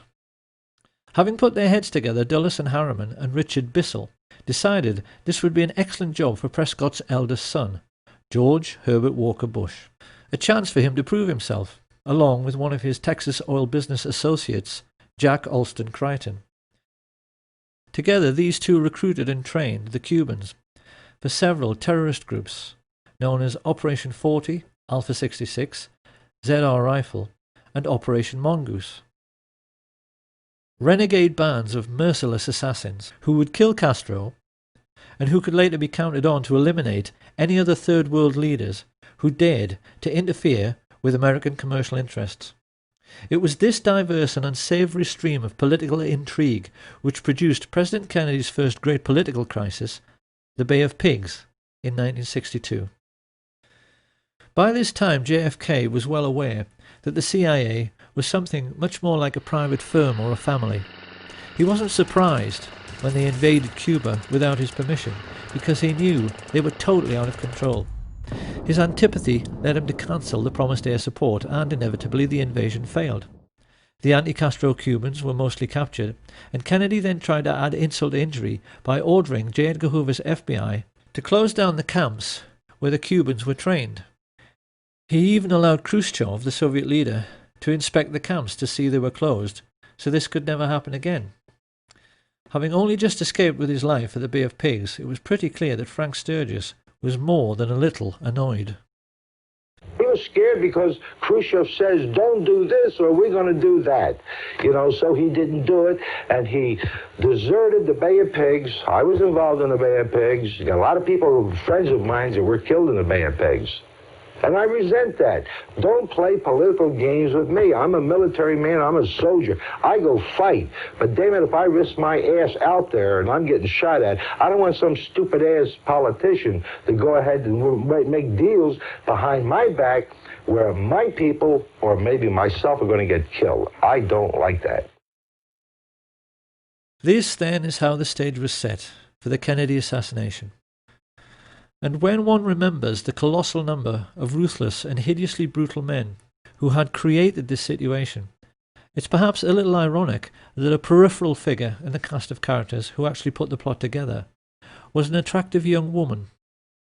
19-year-old Marita Loren's love affair with Fidel Castro and her subsequent recruitment as a CIA assassin by Frank Sturgis to kill him is a very well-known story because it was made into a feature film. In spite of her failure to kill the Cuban leader, Lorenz continued to associate with the assassination squads trained by the CIA, and it was largely her testimony in the Spotlight magazine trial after a skillful cross-examination by Mark Lane, which gave us a window through which we can now see who really participated in the Kennedy assassination and who was really behind it all. First of all, after the Bay of Pigs invasion, Kennedy had fired Allen Dulles, Richard Bissell, and General Charles Cable for essentially using the CIA as their personal hitmen, after he found out that Robert Mayhew had sought Sam Giancana's permission to talk to his underboss, Johnny Roselli, about the possibility of a hit on Fidel Castro. Here you have a government agency, funded by the American taxpayer, associating with the very organized crime racketeers JFK was trying to put in jail, for the purpose of carrying out political murders. The president was incensed. Historians have never been surprised that he vowed to smash the CIA into 1,000 pieces.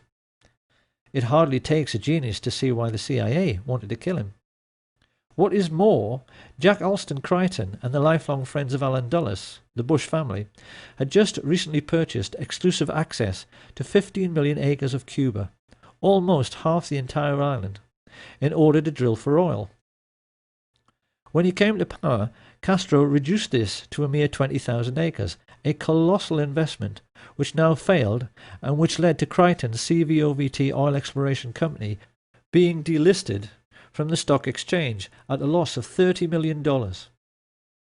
Crichton and George Bush's friends, the Texas oil billionaires, Clint Murchison and Haroldson Lafayette Hunt, also knew that Kennedy wanted to end their most vital tax break, the oil depletion allowance, and their bosom buddy, Vice President Lyndon Johnson, was standing at this time with one foot in jail and the other on a banana skin due to his involvement in the corruption scandal now breaking around his favourite assistant, Bobby Baker. LBJ knew his life was finished if Kennedy lived, and he would become president himself if Kennedy died.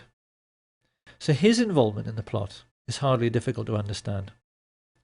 And even more to this, the heads both of the US military and the military-industrial complex which supplied them, exactly the same Nazis who had supported Hitler in World War II, were fully aware that Kennedy wanted to pull out of Vietnam in a move which would have eventually cost them billions in lost weapons sales.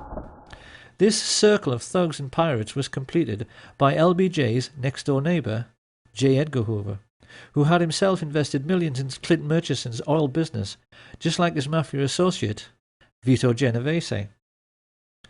Stepping back to look upon this rogues gallery, it really is remarkable how Kennedy had managed to make an enemy out of every single dirty hood, every corrupt politician, and every single Nazi businessman living in the country at that time.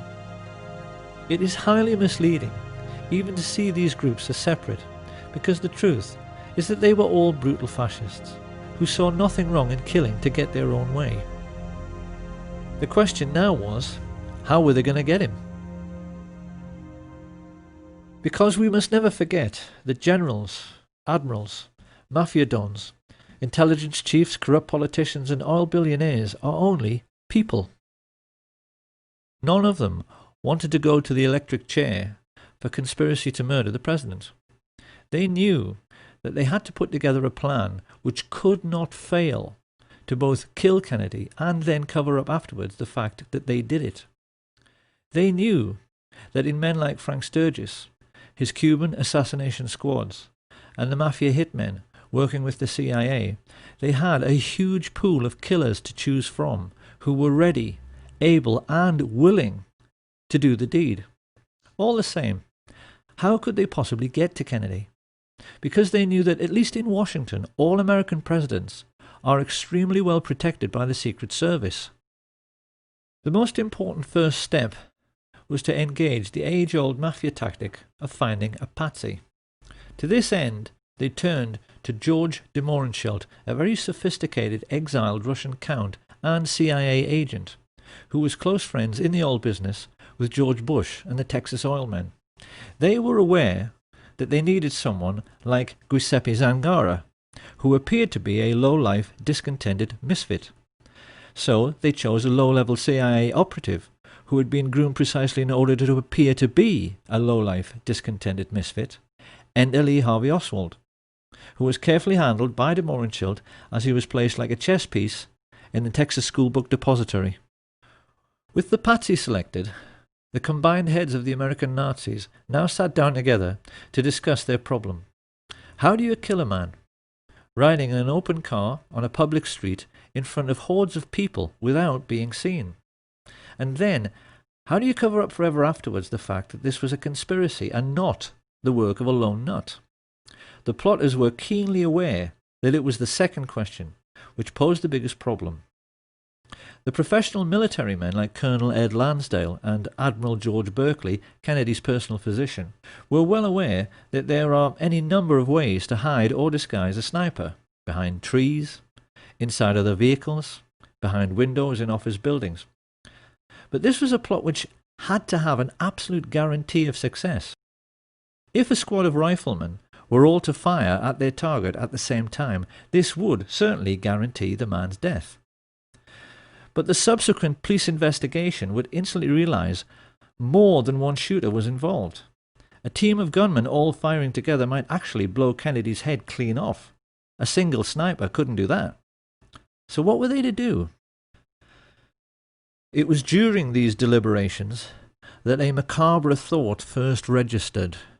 They would have to control the body after the shooting in order to make sure that all physical evidence available to police forensic scientists conformed to the scenario of a single assassin. And just how in the hell were they going to do that? By way of preparing the ground, Sam Giancana now ordered Richard Nixon's political associate Jack Ruby to keep Oswald snug under his wing, and then to set about hiring the best local riflemen, preferred candidates being men like his close friend Charles Boyd Harrelson, the father of Hollywood actor Woody Harrelson, who had proven his hitman credentials by shooting dead dozens of men for money. He then turned to his mafia associates Carlos Marcello and Santos Trafficante to supply the best gunmen from their cities, while he himself instructed the well-known underboss Tony Accardo to give the Chicago end of the contract to Giancana's favourite and most trusted hoodlums, Charles Nicoletti and Milwaukee Phil Aldericio. This pair had to be flown in 1,500 miles to the ranch of mafia hood Peter LeCarvelet, and then driven the remaining 600 miles to Dallas. It had been agreed with Giancana's and Genovese's oil business partners H.L. Hunt and Clint Murchison that every gunman would be paid $50,000 for the hit, and that the oil men would stump up the cash, so there was no way of tracing it back to either the mob or the CIA. For their part, Jack Crichton and George Bush were trying to lay the groundwork at the street level with the mayor Earl Cable, the brother of CIA chief Charles Cable, whom Kennedy had fired.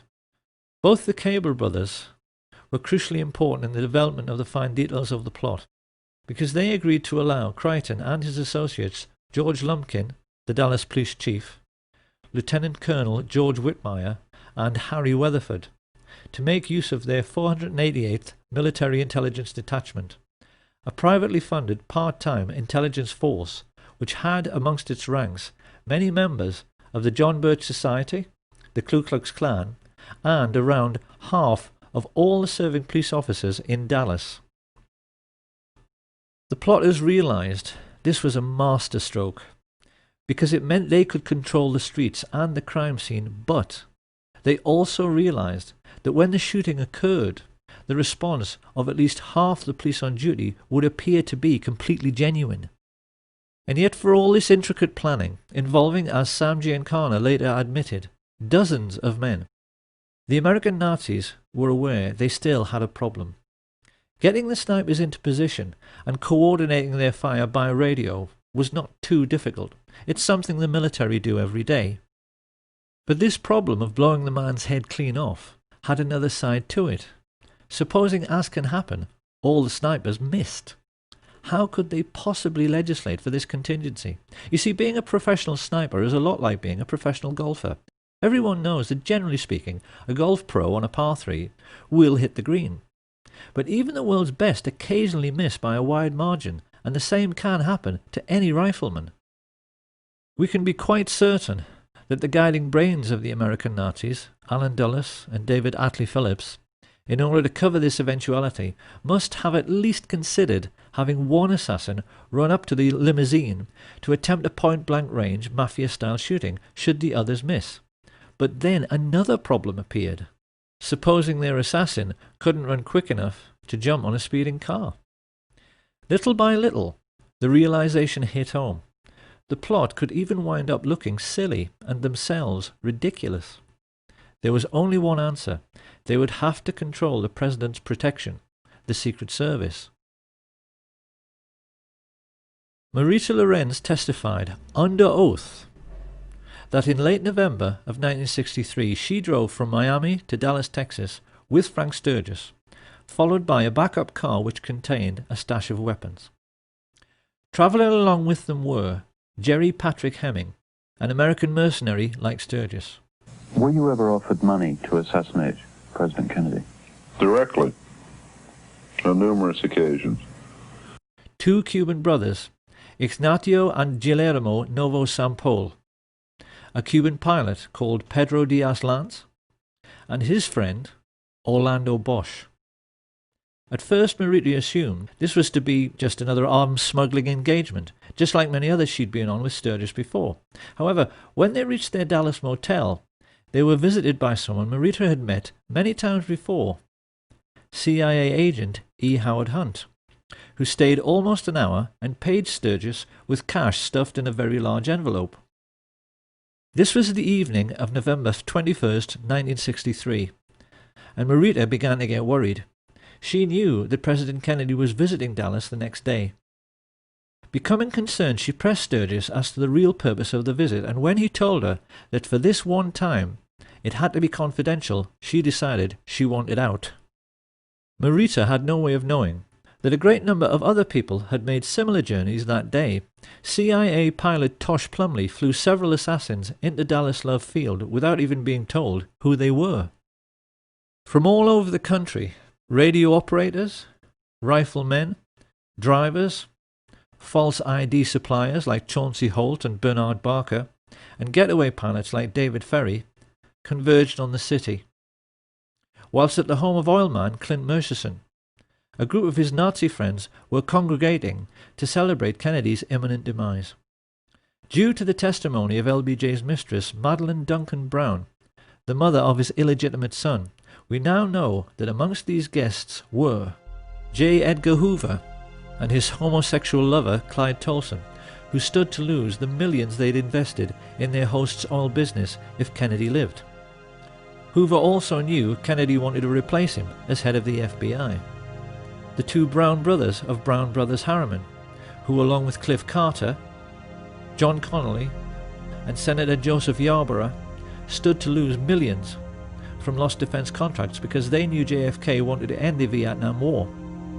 Also present were Joseph Sevilla, head of the Mafia in Dallas, and the mayor of Dallas, Earl Cable, the CIA men who knew the President was serious about smashing the Central Intelligence Agency because he'd already fired Cable's brother, Charles. Having a drink with them was Chase Manhattan Bank chief John McCloy, a confirmed Nazi who had shared a box with Hitler at the 1936 Berlin Olympic Games, and Mafia chieftain Carlos Marcello, who felt nicely at home rubbing shoulders with Sam Giancana's representatives Jack Ruby, Richard Nixon, and Harrelson Lafayette Hunt. The media were represented by Eamon G. Carter, and the only one who might have felt a little out of place as he awaited his boss was the world-class marksman and serial killer Malcolm Wallace. Late in the evening, Lyndon Baines Johnson finally turned up and briefly went into the party. When he came out to greet Madeleine Brown, she said he was euphoric.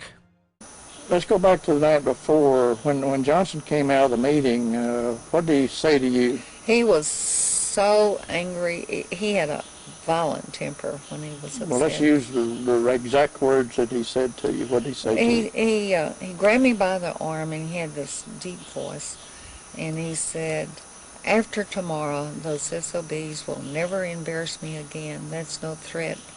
That's a promise."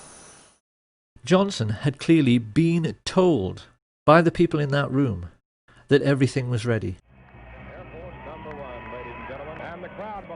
The next morning, the President landed at Love Field and was led to his car by Governor John Connolly.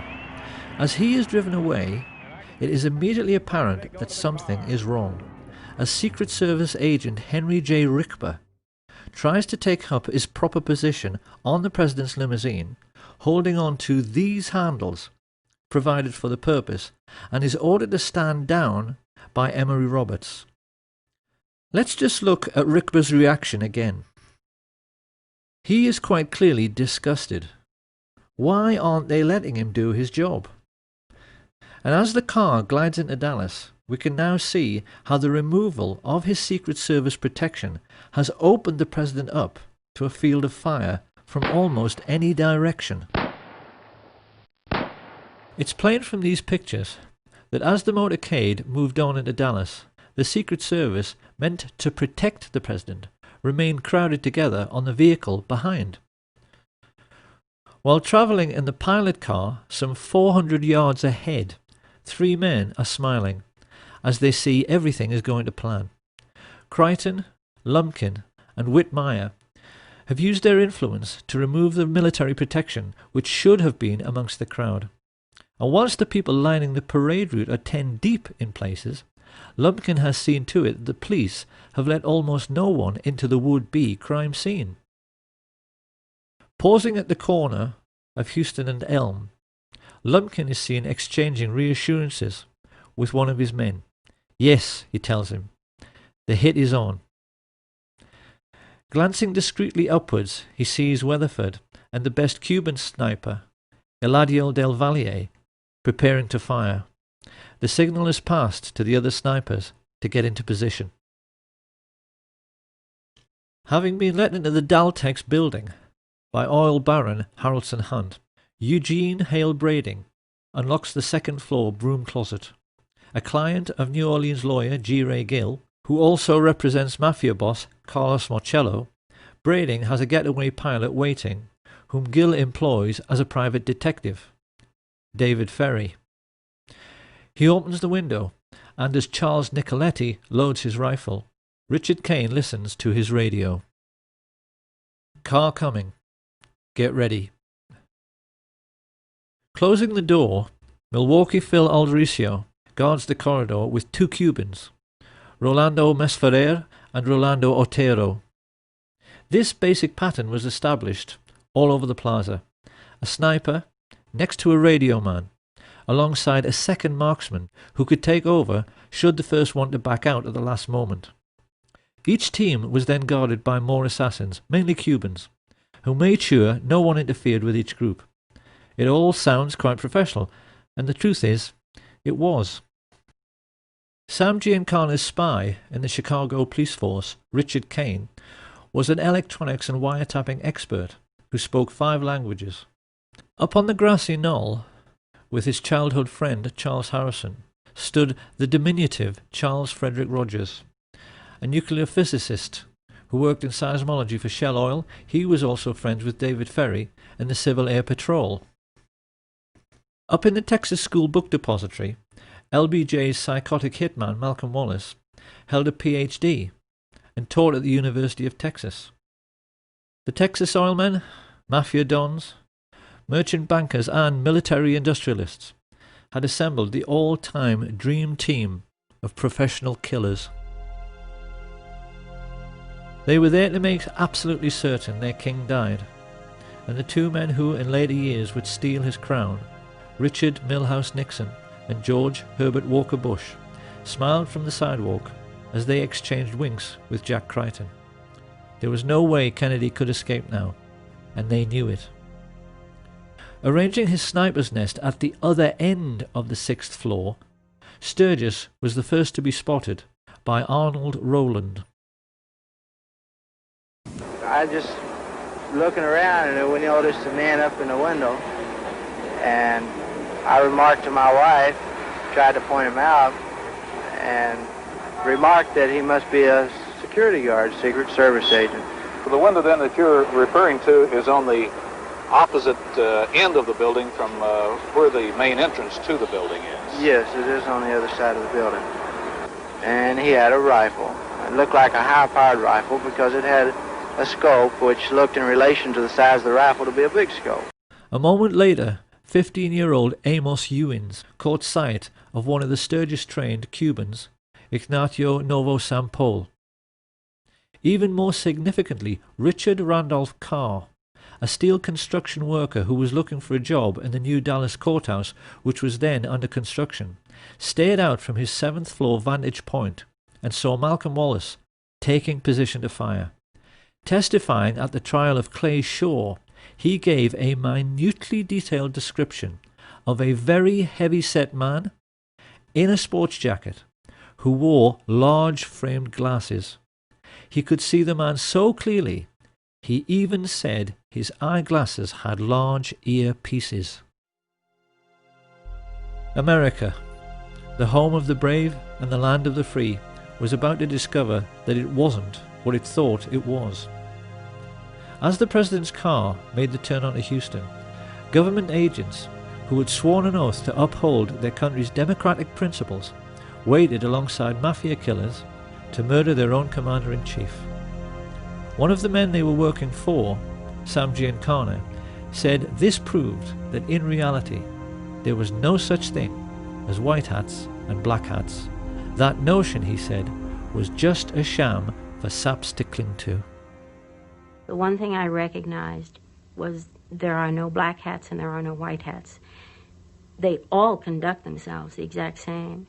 And very good evidence of that is that the CIA would hire two so-called mafia men, Sam Giancana and John Roselli, to assassinate Fidel Castro. If there's such a difference, you're not supposed to have anything to do with each other. But in essence, the remark is really they're all in bed together. They all do business together. It was now that Abraham Zapruder pressed the trigger on his 8mm cine camera. Ever since that moment, the world has accepted that what he recorded was the definitive account of what really happened. What people must appreciate is that what they have just seen is not at all what really happened. Had you actually been there on the day, this is what you would have seen.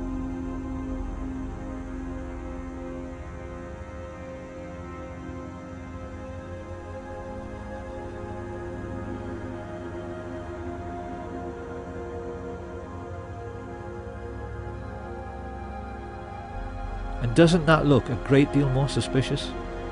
So just exactly what did happen during the 10 seconds Zapruder was filming. To begin with, Dulles, Lansdale and Atlee Phillips had tried to get over the problem of volley fire, blowing the president's head clean off by firing in 4 stages. Stage 1 was meant to be a single shot by Charles Nicoletti into the back of Kennedy's head from the Daltex building some 40 yards behind. Had he succeeded, the plotters would have had the single assassin with one bullet story they wanted. But in his excitement, the Mafia assassin squeezed the trigger too soon. His bullet ricocheted off the hard chrome sill of the limo's back seat and struck the curb beneath the overpass, sending up a sharp piece of concrete which scratched James Tague's face. Watch again. We clearly see how this little girl stops running and her gaze looks directly at where the shot originated and not up at the 6th floor of the depository. It was now that Umbrella Man took over. Standing right at the curbside, it was his job, should the first shot miss, to give a clear visual signal. Target is not injured. The intelligence chiefs knew that if this situation occurred, Kennedy would now be moving rapidly away from the first sniper. They knew the only way to make sure of getting him was to fusillade the car. So a moment later, 2 rifles tried to fire from directly in front at exactly the same time, to deceive witnesses into thinking there was only one shot. You said you'd killed President Kennedy. At the same time I said I had killed the judge, I said I had killed Kennedy. Well, do you believe Lee Harvey Oswald killed President Kennedy? We'll get back to that. Alone, without any aid from a rogue agency of the U.S. government, or at least a portion of that agency. I believe you're very naive if you do. Harrelson's bullet hit JFK in the throat, and another gunman, hiding in a culvert 50 yards away, up in the embankment of the overpass, made the hole in the windscreen, which was later seen by Dr. Evalier Glanges. The presidential limousine was there. Had been staying there for some time, just watching the back of the emergency room. Talked to my friend next to me and said, "Look, there's a bullet hole in the windshield," and pointed it out to them. But it was very clear. It was a through and through bullet hole through the windshield of the car, from the front to the back. As Kennedy emerges from behind the road sign, his distress is clear, while Governor Connolly remains composed. This single frame of the Zapruder film makes nonsense of the single bullet theory, because it's quite clear both men have not been struck at the same time. Kennedy has now passed through 2 layers of fire and has not been hit in the head. To cover this eventuality, the assassins were given a simple instruction: fusillade the car with everything.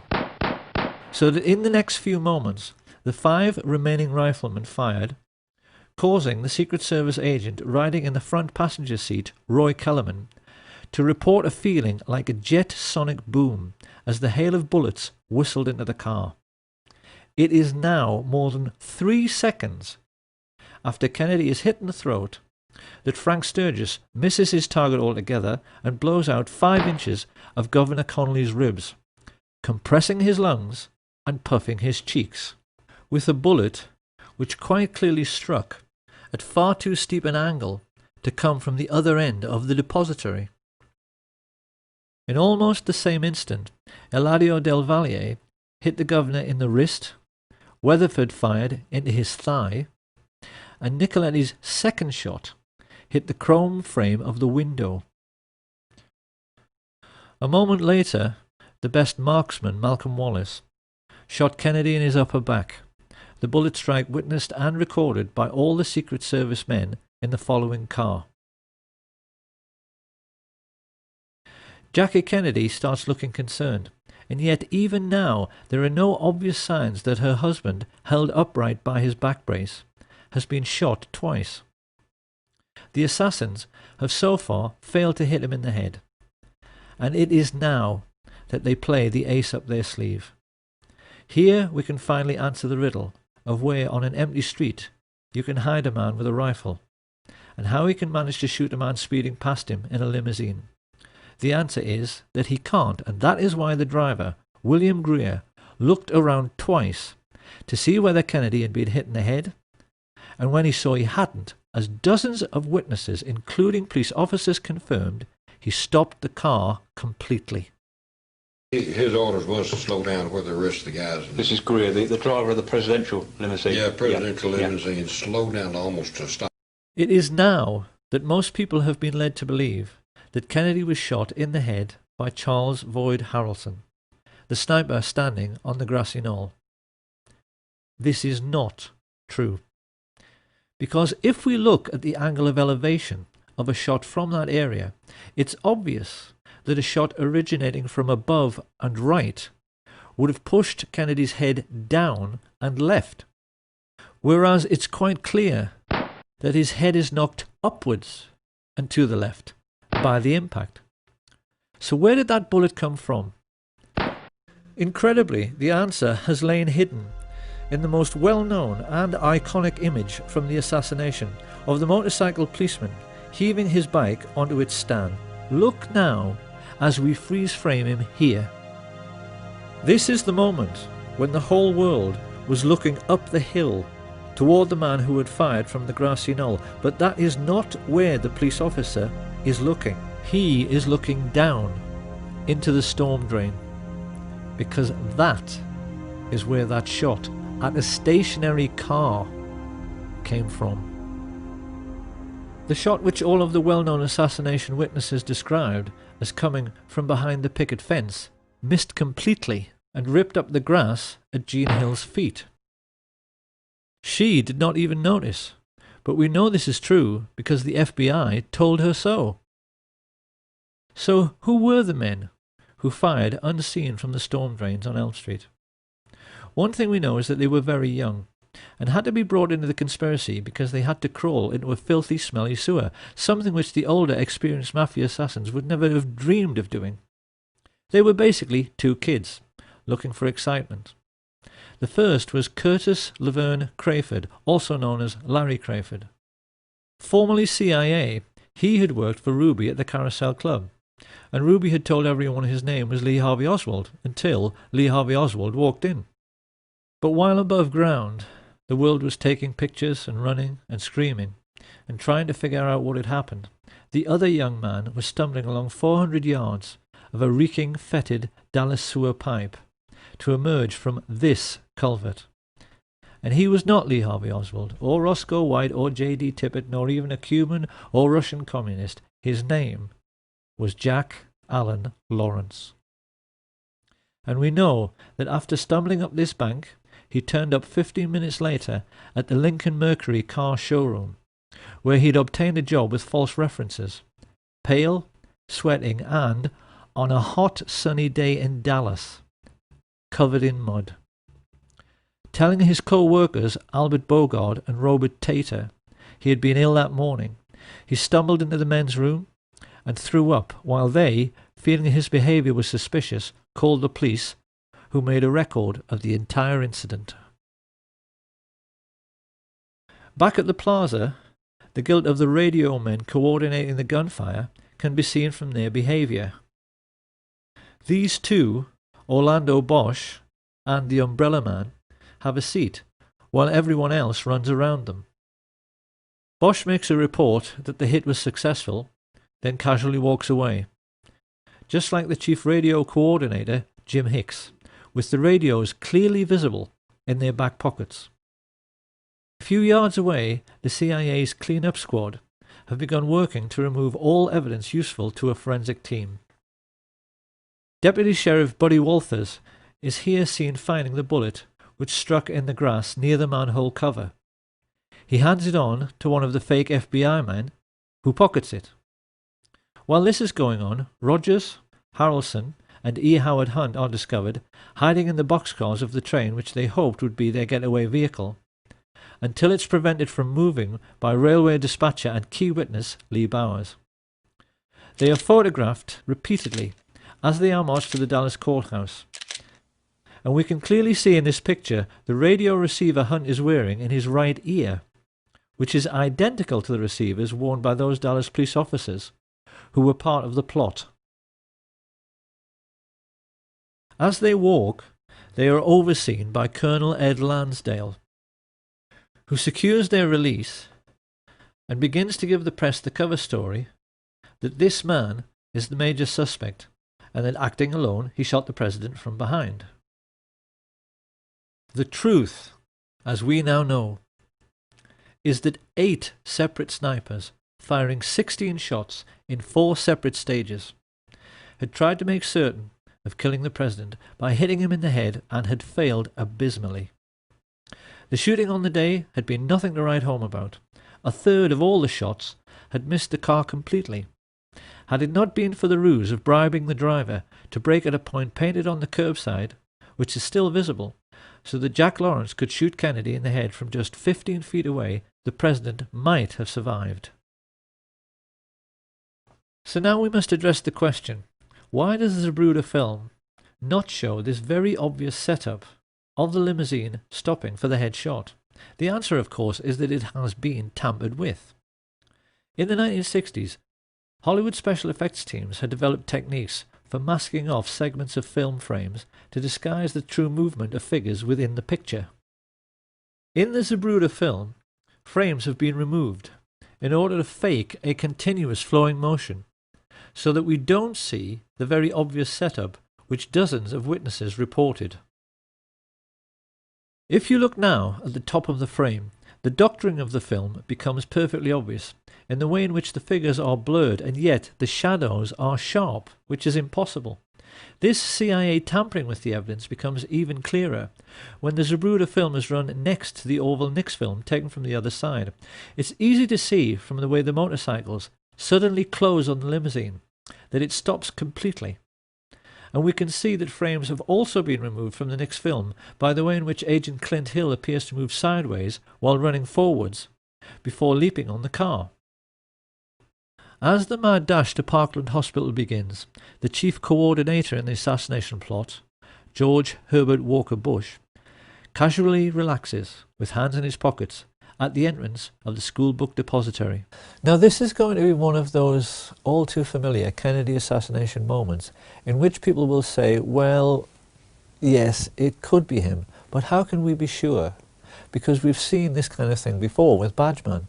However, a gentleman who I think must be a police detective has posted a YouTube video in which he utilizes the latest forensic techniques for identifying murder suspects by making a comparison between the photo taken in Dealey Plaza and one of George Bush in conversation with Richard Nixon during Watergate. This man points out that this person has exactly the same skull shape, exactly the same hairline, chin and nose as George Bush. He is also wearing the same type of suit, white shirt and exactly the same type of tie.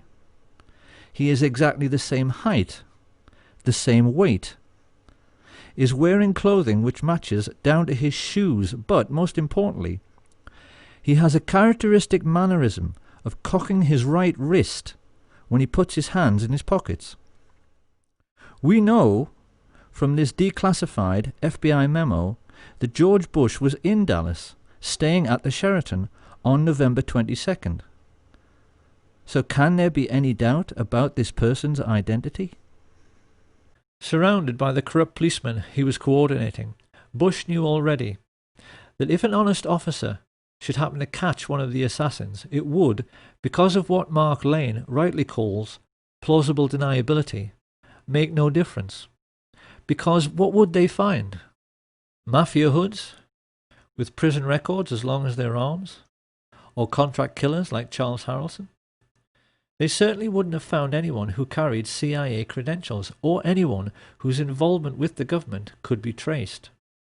But even while he smiled and chatted to his fellow killers, Bush was unaware that the plotters had just made their first big mistake. They knew that they had to forensically control the body from the moment the shots were fired, and the moment Kennedy entered Trauma Room 1, that control had to be relinquished. Although they had CIA agents placed in the emergency unit, these people were not aware of the throat wound, which could hardly be seen because it was so tiny. It was at this moment that all the Dallas doctors and nurses like Aubrey Bell made a mental note of this very obvious sign of a frontal entry shot. One of the Dallas medical team, Dr. Charles Crenshaw, a junior doctor at that time, vividly recalls what the first professionals in the Kennedy killing had to deal with. The second wound was here in the throat, right above the necktie.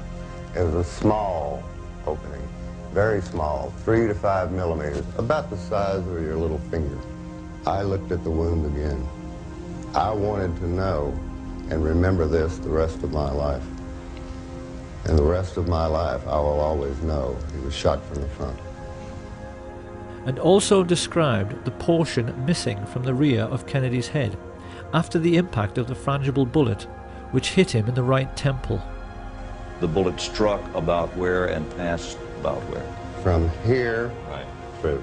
And taking out the back or the occipital part, the back of your head. This was gone. At approximately 1 o'clock Central Standard Time today here in Dallas. He died of a gunshot wound. This information soon made its way to the media. And this is why at the very first press conference, Press Secretary Malcolm Kilduff correctly described the cause of death and direction of the shot. In order to find a means with which to contradict this evidence, the cover-up now began in earnest, with the summoning from the Restland Funeral Home of a CIA agent who was known for being the best in the business at reconstructive surgery on cadavers, John Melvin Liggett. This man was actually attending a funeral when he was told of the president's assassination and asked to go to Parkland by the coroner. What he didn't know as he drove away was that one of his clients in this macabre and gruesome story was at that moment still alive. When he was arrested years later by New York police detective Jim Rothstein, Frank Sturgis, on discovering that Rothstein was a Bay of Pigs veteran like himself, got into an old army buddy's conversation with him and said first of all that after the assassination he returned to the Miami safe house where he ridiculed Marita Lorenz for missing history. It was all perfectly safe, he told her. No cops, no newspaper investigation, everything was covered. I asked Sturgis, Jesus Christ, Frank, did you shoot the president? Did you have something to do with that? He said, who gives a shit? Yeah, who's going to prove it? He said, we kill a lot of people. What the hell's the difference? Sturgis then went on to say that Dallas police officer J.D. Tibbet was actually gunned down by the radio talk show host G. Gordon Liddy, who was at that time a CIA agent working with E. Howard Hunt. And here we must address a question which puzzled assassination researchers for years. Why did a Dallas policeman have to die within a few minutes of President Kennedy? What possible function could he have played in the overall plot as a corpse? One would think the authorities could have caught the fleeing Patsy without any need to incriminate him any further. So why did the life of J.D. Tibbet also have to end on the 22nd of November 1963? Where did he fit in? In only the last few years, a wonderful investigator called Robert D. Morningstar discovered one tiny little fact about Jefferson Davis Tibbet, which became the most important single piece in the completion of this puzzle. Because Officer Tibbet had a nickname. When he was at work, his fellow officers always used to call him JFK, because at 39 years of age he looked exactly like him. In the only well-known picture of Tibbet, his Elvis haircut makes him appear very youthful, but having turned grey and having nearly turned 40, most people felt his resemblance to Kennedy was uncanny. What Tibbet never knew, as he drove past assassination witnesses Jack Tatum, Domingo Benavides and Aquila Clemens, was that he had been selected to play the role of the president in death. Researchers have always believed it couldn't be a coincidence that Tibbet was shot in the right temple just like JFK some 45 minutes earlier. They wondered why bullets had been removed from his body in the ambulance, and why, when he was pronounced dead on arrival at the Methodist Hospital, it was felt necessary to move his body to Parkland. With their concentration firmly fixed on the casket of the deceased president, the newsmen completely ignored the ambulance which spirited away the body of J.D. Tippit, so that it could be loaded onto Air Force 2 where John Melvin Liggett was waiting. When Kennedy's casket arrived at Love Field a few minutes later, Clint Hill, the agent who jumped on the car, recalled that all the people aboard Air Force One were told they had to go forward to witness the swearing-in of Lyndon Baines Johnson. This, of course, was just a ruse, to get Jackie Kennedy to leave her husband's body, and the moment she was out of the way, his cadaver was stolen and placed aboard Air Force 2 next to the cadaver of J.D. Tippit. Many people have seen this famous picture, in which LBJ is smiling at Congressman Albert Thomas, a moment after becoming president, and he is winking back. We haven't known until now just how huge and terrible a secret he was sharing with Johnson, because at that moment on the plane right alongside, the most highly qualified specialist in reconstructive surgery and embalming in the country, John Melvin Liggett, was starting to make a facsimile of the dead president, using the body of J.D. Tippit in order to obscure the true extent of the damage to Kennedy's head and make it seem consistent with a shot from behind. But Liggett realized immediately this was well nigh impossible, because having been told over the radio about the head shot, Liddy took it upon himself to try and ape this damage by firing into Tippit's torso and then, when he was down, firing into his right temple, instead of into the back of the head as he'd been instructed. This was a second huge mistake. The human brain has a consistency like play school plasticine. Fire a bullet through it, and it is very easy for a skilled pathologist to track the bullet's path at autopsy. What Liggett wanted to show to any investigators was a brain that looked like this. What he had was one brain which looked like this, and another which looked like this.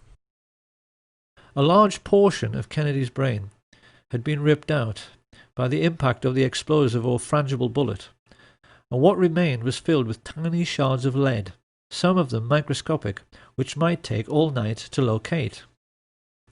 Liggett was terrified. The plotters had asked him to play Dr. Frankenstein at 30,000 feet. Yet with all his embalming experience, he instantly realized a botched job was the best he could possibly deliver. In his panic, he sawed off Tippit's skull and simply ripped out the entire brain to at least make sure no one could track the bullet which, after Liddy's error, had so obviously come from the wrong direction.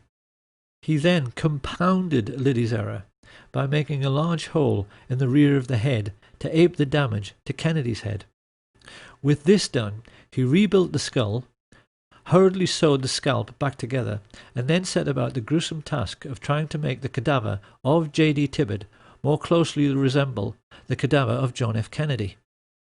By shaving eyebrows, bringing forward Tippit's slightly more receding hairline, filling in missing segments of both heads with plaster of Paris, and rebuilding portions of the flesh with wax. Liggett performed this ghoulish service while the aircraft he was on, Air Force 2, went through the usual procedure of leapfrogging Air Force 1 to arrive at Andrews Air Force Base slightly earlier. He wasn't given long enough, and in the rush to get finished, the plotters now made their third and most stupid mistake. Instead of placing Tippit's body in a casket identical to the one aboard Air Force One, they placed him in a Spartan grey metal coffin inside a body bag. As the TV media showed these distressing pictures to a world reeling in shock, it's hardly surprising that no one ever dreamed this casket could be empty, but it was. As it was driven away, out of sight of the media, the two bodies were taken from Air Force 2 and loaded onto a helicopter. It was at this point that the two honest men, FBI agents Francis X. O'Neill and his partner William Siebert, became crucial figures in the story.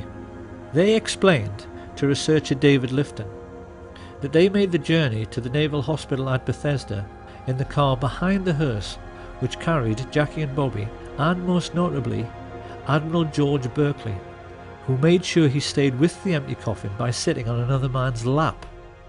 Upon reaching Bethesda, Siebert and O'Neill said Berkeley then guided the family members into the building while the hearse was ordered to the rear to unload. But that was where the simplicity ended. The FBI men and many other witnesses recalled a scene of absolute mayhem in which no one seemed to know what was going on, and military men were rushing around everywhere, exchanging anecdotes about decoy ambulances they had been ordered to follow, which had become high-speed chases around the hospital grounds as these vehicles raced away. It seems this confusion was created with the intention of misleading both the press and the large respectful crowd which had gathered on the lawn. People were asking each other which ambulance contained the president's body. Then a rumour started that it was coming by helicopter, but which one? Everyone watching that night recalls the air was filled with them, and the FBI men also told Lifton that in the midst of all this mayhem, they helped to carry the casket inside. This was flatly denied by the team of Navy men who said they did it alone. It is therefore perfectly clear that 2 bodies were brought to the morgue separately whilst confusion reigned. And it was now that the plotters themselves became confused by the mayhem they had created, because they left J.D. Tibbet's cadaver in the wrong casket. It should have been switched and gone into the autopsy room in the large expensive casket used in Dallas. I helped put President Kennedy's body in a bronze ceremonial casket on November 22nd, 1963 at Parker Memorial Hospital. Instead, mortuary technician Paul O'Connor received a coffin so dull and nondescript no one could believe it had been utilized to transport the body of a president. It was a very plain casket, and when I say plain, I mean it was pinkish gray. It had pink and gray on the sides. There was nothing fancy about it as far as being bronze. It wasn't bronze. The autopsy then became a farce the moment it began. While Siebert and O'Neill made their now famous and entirely correct observation that the body seemed to have undergone surgery prior to autopsy, mainly in the head area, Commander Humes himself testified that the moment he touched the head, pieces of the skull fell down onto the autopsy table. That is not possible unless surgery was done before post-mortem, and that surgery could only have been performed aboard the aircraft because there was no other time to do it. Humes then found that he had to try to work with Admirals Berkeley, Galloway and Kenny actually touching his elbows, and became increasingly confused and embarrassed himself at his utter failure to find any trace of the bullets which killed the president. Of course, this was hardly surprising, considering the president lay dead in an adjoining room, and that Liggett had removed all the bullets from J.D. Tibbet. As the autopsy proceeded, O'Connor revealed that Berkeley interfered constantly in the procedure, steering Humes away from the torso, where he would have found the holes made by Liddy. And while everyone in the room remained aghast and disturbed by the huge hole in the back of the head and absence of any brain matter, 2 porters O'Connor had never seen before came in pushing a trolley, which had a sheet on it which hid a small lump. They had told people in the corridor it was a dead newborn baby, but it turned out to be a complete brain, which could only have come from a 3rd cadaver. This was weighed and pickled in formaldehyde before anyone even had a chance to inquire when it had been removed. The most farcical moment of all came when Humes faced Arlen Specter in front of the Warren Commission and found the leading counsel pressing him to say that the wound he found in the back of the head was an entry wound. His incredible answer was that the bullet could only have entered and exited from the rear. Humes actually told the world that the bullet had done a U-turn inside the president's skull. Now that we know the truth, it may seem remarkable that David Lifton got so close, and yet never quite realized that what he had been investigating for 15 years was a body switch. But can we really be surprised? Like so many other decent men, Lifton was simply unable to imagine that anyone could ever think up such a grotesque and degenerate conspiracy. He simply never realized that what he was dealing with was nothing less than the devil himself. And for those who find all this impossible to accept, one of the devils who murdered JFK, Frank Sturgis, was perfectly candid about how routine body switches had become in the CIA by 1963. There was a switch. Body switch. A body switch, yes. The truth about the autopsy is that the devils who killed Kennedy messed up very badly. They had wanted to show the world actual photographs of a single bullet wound from behind. As it was, they had to resort to a lot of badly faked photographs, which critics like Robert Groden easily discredited, and silly drawings, which everyone realised did not line up anywhere near the schoolbook depository. With the autopsy over, Mrs. Kennedy and the President's brother were shown the body prepared for burial. Not surprisingly, they were wholly unconvinced by Liggett's attempts to make a Dallas police officer look like the President of the United States. Witnesses there at the time said Bobby scoffed and said, "It doesn't look anything like him," while Mrs. Kennedy became adamant. "It isn't Jack," she declared. "That looks like something you'd find in Madame Tussauds wax museum." Many people have studied this alleged picture of the President's remains and wondered how it could possibly be John F. Kennedy when the Zapruder film clearly shows this right temple area being blown apart by the impact of the frangible bullet. The simple answer is that this is not JFK. It's the corpse of Officer J.D. Tibbett, surgically altered to look like the President. On arriving home, Liggett was informed the plot was in serious trouble. His wife Lois told how he staggered in the door, unkempt, dishevelled, and quite obviously exhausted, which was very out of character for a man who took pride in always being neat, tidy, and organised. It was about 24 hours before I heard from him. He came home and he walked in the door, and when I saw him, he physically looked like he had really been through a very traumatic experience. His clothes were disarrayed, and that was so out of character for him. And he said, "We're going to get out of town for a while until all of this blows over." And that was a quote, because I thought, well, what blows over? Minutes later, they were speeding down the highway towards Corpus Christi, utterly bewildered as to what on earth was going on. Chain-smoking at the wheel, Liggett was looking increasingly nervous. It wasn't just that his botched reconstruction had failed to convince and would lead to courtroom testimony of bullets doing U-turns inside the President's head. The problem was that the patsy was still alive. Deputy Sheriff Roger Craig told investigators it was plain to him that Lee Harvey Oswald was not meant to survive his arrest procedure. He said that when he arrived at the Texas Theater, a group of his fellow officers were waiting at the rear, guns drawn, and that it was quite obvious that Oswald was meant to make a break out the back door where he would run into a hail of gunfire.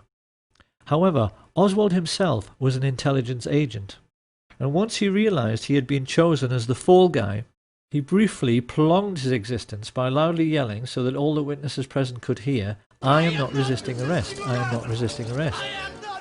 This is why Liggett, like all the others involved in the plot, was shaking in his boots on November 23rd. They were all aware that a sharp lawyer could get Oswald released simply by discovering that the chain of evidence had been broken in relation to Kennedy's remains.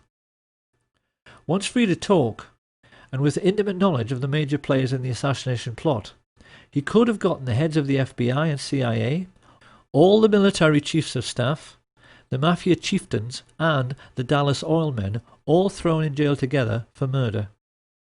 Many people have wondered how the plotters could be so unbelievably dumb and so unbelievably obvious as to have Oswald murdered live on national television. The simple truth was that they had absolutely no choice. Their botched assassination attempt had proved that they were not as smart as they thought they were. The actual shooting had gone very badly. Most of the shots had missed. They'd had to botch the autopsy, and now they were having to botch the silencing of the patsy. Lois Liggett recalled that the moment Ruby fired, the atmosphere in their motel room evaporated. The minute he saw that, he looked at me and said, "Everything's okay now," and you could just see his face. He was like all the pressure had been taken off of him. All of a sudden he was like, sigh of relief, let's go, we can go home now. It was basically, pack your things, come on, we're leaving, you know, now we can go. The family turned around and went straight back home to discover that Mr. Liggett now enjoyed a new vocation. It appeared he had suddenly come into millions, which bought his family a big new house and himself a new lifestyle, which included many wild poker parties at which, among others, he hosted David Ferrie. This was not Lois Liggett's scene. She divorced him, heard that not long afterwards he was arrested for murder, and then shot dead while trying to escape. But this was not the end of Liggett's story. His new wife told Lois that the man she buried could not have been John Melvin Liggett, because the corpse she was shown had a moustache and he couldn't grow one.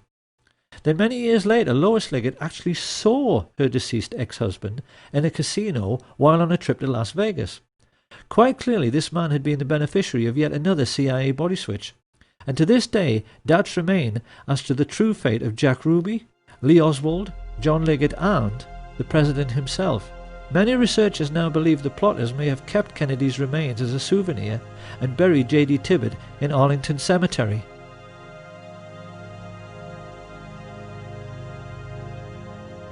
All added together, the pilots, spotters, radio men, mafia assassins, embalmers, physicians, and corrupt agents from the FBI, CIA and Dallas Police had cost the American Nazis $25 million, approximately $2 billion in today's money.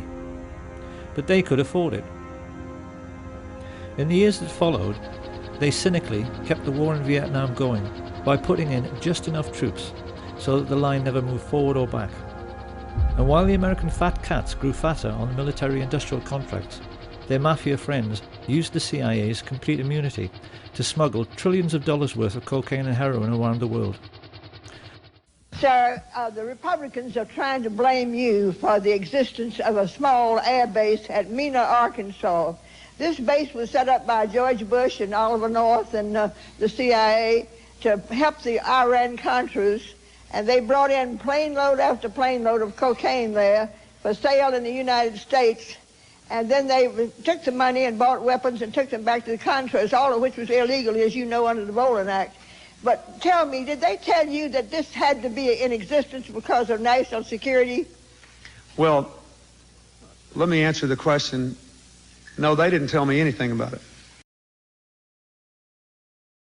Of course, when criminals are making easy money, they tend to become lazy and careless, and this is what led to Watergate. Someone's here.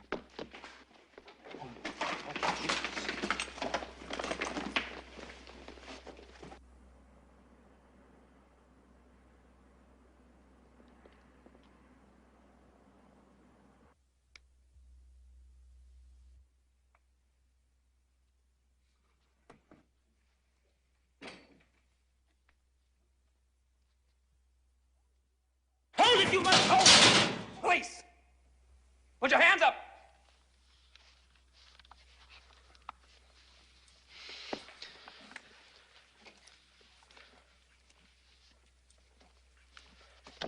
Drop that jacket! When the two plainclothes police officers switched the lights on in the Watergate building, who should they find hiding there? Frank Sturgis and Bernard Barker, who were working for E. Howard Hunt, exactly the same people who had murdered President Kennedy 9 years earlier. Sturgis even told the San Francisco Chronicle that the true reason for their burglary of the Watergate offices was to retrieve compromising pictures of CIA men in Dealey Plaza, which the Democrats were going to have published. Of course, somebody had to take a fall for conducting such a woefully sloppy operation, and when Howard Hunt found himself in prison for 33 months, he rather turned against his old friends for making him into the patsy on this occasion.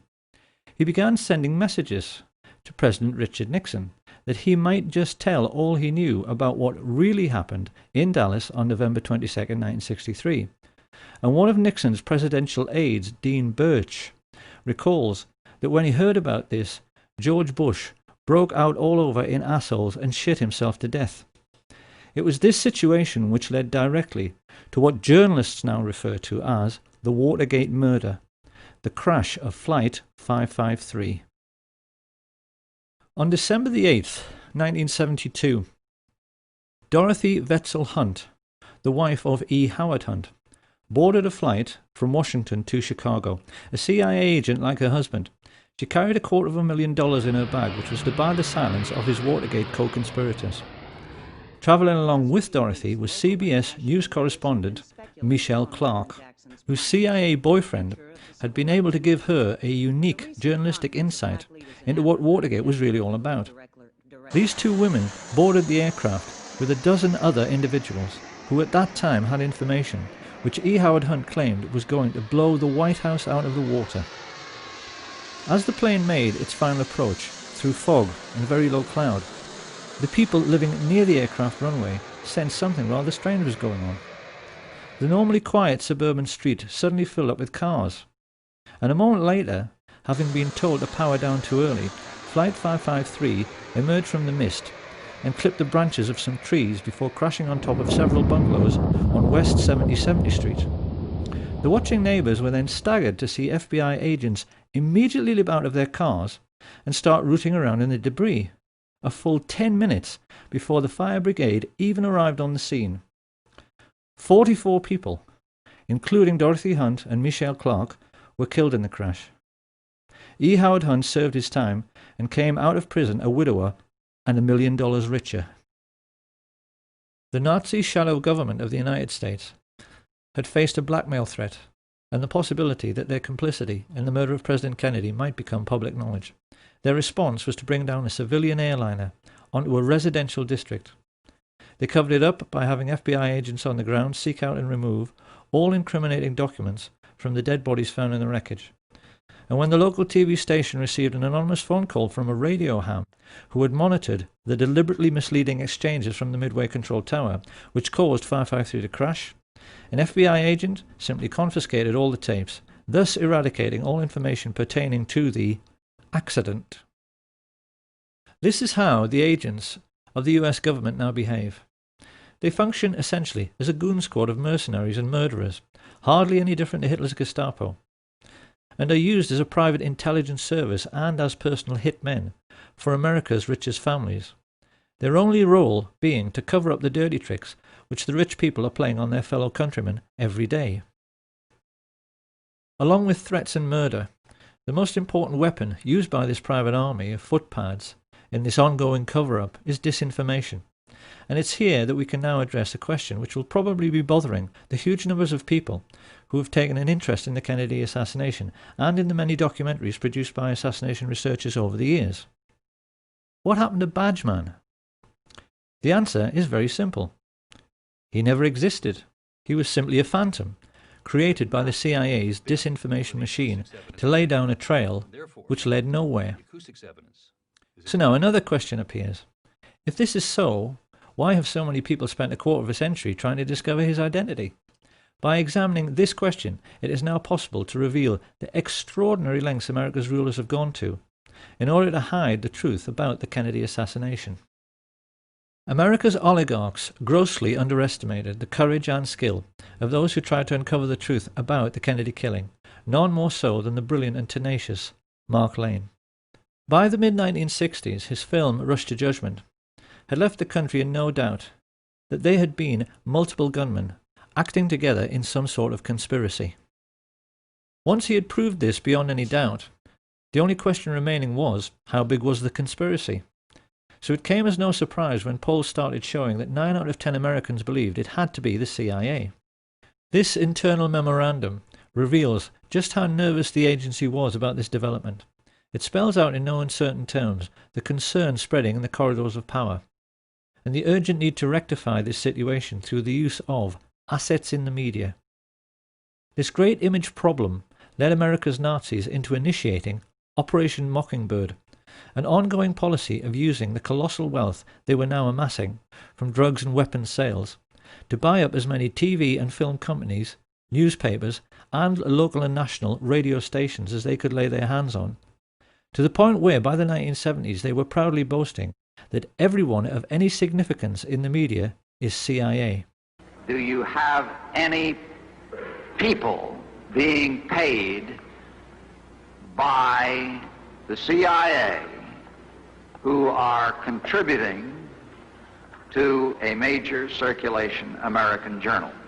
We do have people who submit pieces to American journals. Do you have any people paid by the CIA who are working for television networks? This, I think, gets into the kind of getting into the details, Mr. Chairman, that I'd like to get into in executive session. Virtually every well-known journalist, newspaper editor, and television presenter became a secret CIA agent, as did many entertainers and film stars. The question now was how best to use trusted public figures like Walter Cronkite.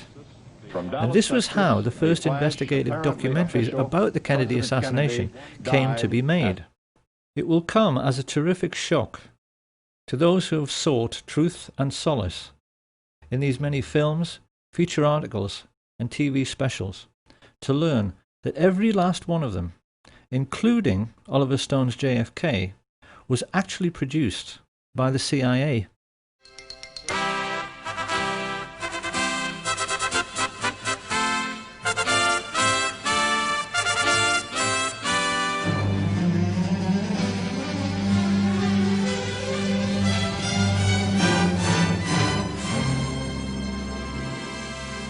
A classic early example of this kind of disinformation was the Nova film, which featured two scientists, Brian Holstrom and Steve Isabel, who found Badgeman in a tiny fragment of the famous Mary Moorman Polaroid through photographic enhancement.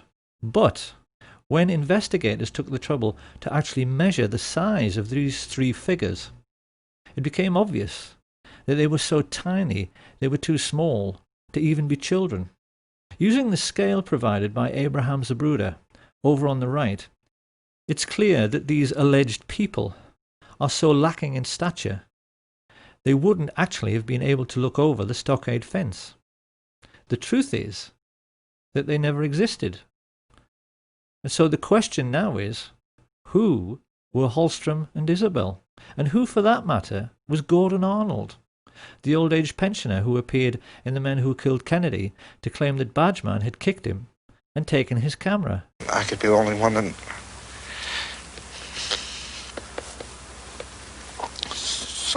saw the man. The answer is that they were all professional actors, because this is how the devil operates. Devils mix lies with truth in order to make the lies sound more plausible. And it seems that the idea for using actors in this way might very likely have come from E. Howard Hunt himself. After Hunt's deathbed confession, in which he admitted the involvement of the CIA, his son, St. John Hunt, posted many revealing statements about what kind of character his father was. It's quite well known that E. Howard Hunt wrote spy novels and screenplays. And when he was discussing this, St. John Hunt maintained his father tried to live his life as if every day was another exciting scene from a movie, to the total exclusion of his own family. The way St. John Hunt put it was, he would never cut carrots or go shopping with us or anything like that. James Bond doesn't have a family. Historians are well aware that the CIA studies everything which is impressive, and it now seems very plain that they were greatly influenced by the brilliance of the Levinson and Link Columbo series, particularly one episode, Murder, Smoke and Shadows, in which the killer, who is a ruthless young movie director, tries to confuse and mislead Columbo through his powers of creating illusion, only to have the tables turned when this is done back to him, because the whole point of that episode is that the audience never know who is and who isn't supposed to be an actor. The Men Who Killed Kennedy series was laid out in the same way. Whilst a few of the interviewees, like the Willis family, were genuine, most of the people claiming to be witnesses were simply actors, whose only job was to keep people's minds on the grassy knoll, so they would never think about the storm drains and where the shots actually originated. Oliver Stone's film was made to serve exactly the same purpose. It's also very clear that the CIA spent a lot of time studying the emotional breakdown in interviews with people like the ambulance driver Aubrey Reich. Intelligence agents are fully aware that when an audience sees someone sobbing from grief on screen, they tend to become emotional themselves. This is how sensitive, humane people react. And when this happens, you're no longer thinking. And when you're no longer thinking critically, when you suspend skepticism for the sake of emotionalism, you can be fooled. I wanted to tell you why I grieve. But why I don't despair. I'm sorry. Of course, having heard this, people will wonder how anyone could be cynical to such a degree, and it's a perfectly legitimate question, because as we shall see later, this would not be the last time that the American public were fooled by actors sobbing on national TV, and these monstrous fabrications were not confined only to television. Soccer man. In 2003, a book was published called Blood, Money and Power, ostensibly written by Texas law attorney Barr McClellan. This book signalled a shift in establishment policy by claiming that Lyndon Baines Johnson, a natural suspect as the king who might have killed the king, was behind the entire plot, and used his own attorney, Ed Clark, to pay off the gunman.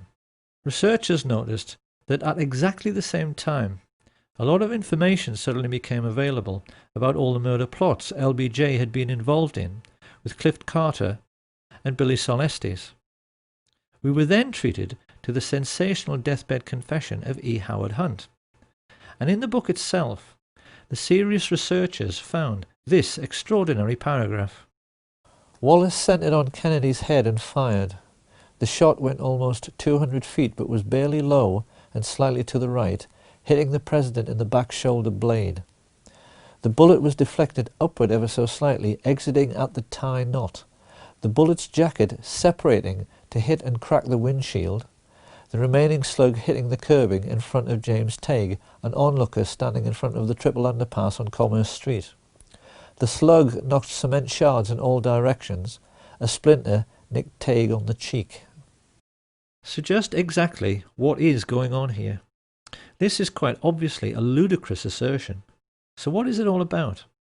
What it's all about is that the CIA actually wrote this book. They knew that the critics had been able to laugh loud and long at the single bullet theory because the FBI had had to change their story. At first, they had accepted the indisputable evidence that James Tague was scratched by a bullet as he watched from below the overpass, because they initially claimed that the first shot alone had gone through the president and the governor, making 7 separate wounds in 2 different men.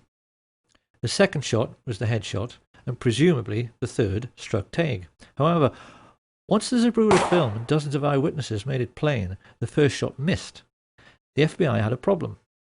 How could they account for the throat shot, headshot, and Tague shot with just 2 remaining bullets? This utterly ridiculous paragraph was a lame attempt after 40 years to come up with an answer, and the lengths the CIA went to get people to believe it were contrived to say the least. It's first of all the simplest matter to refute this version of events by asking how the CIA could possibly know this is how it happened. The bullets splitting apart in mid-air? Are they saying they had Dealey Plaza rigged with fast-motion cameras, which allowed them to replay the flight of every bullet in slow motion? If so, we'd all love to see those pictures. And even more to this, Barr McClellan's interview became the linchpin in the final episode of The Men Who Killed Kennedy. which was then banned from public broadcasting after a lawsuit was allegedly brought against the History Channel by former Presidents Carter and Ford and their friends Jack Valenti, Bill Moyers and Lady Bird Johnson. Of course, this was just more disinformation.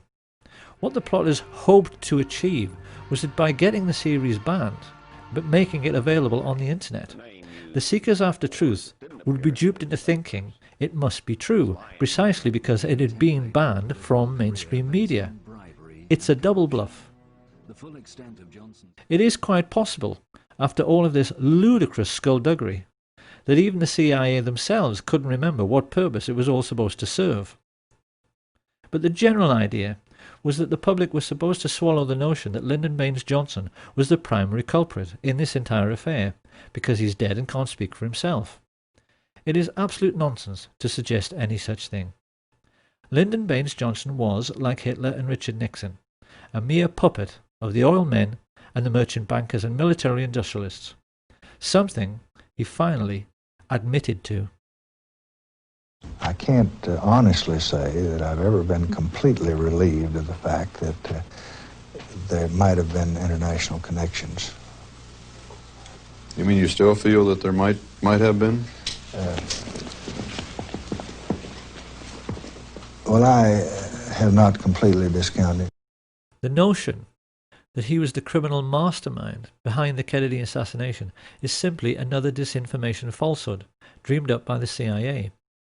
He was most definitely involved in the plot and offered up his personal hitman, Mac Wallace, to be part of it, but the men who actually masterminded the plot were Allen Dulles and David Atlee Phillips, with George Bush being the most important figure in the actual execution of the plan, and even they, in the end, proved themselves to be just as crude and obvious as anyone else in the way they took care of anyone who might incriminate them.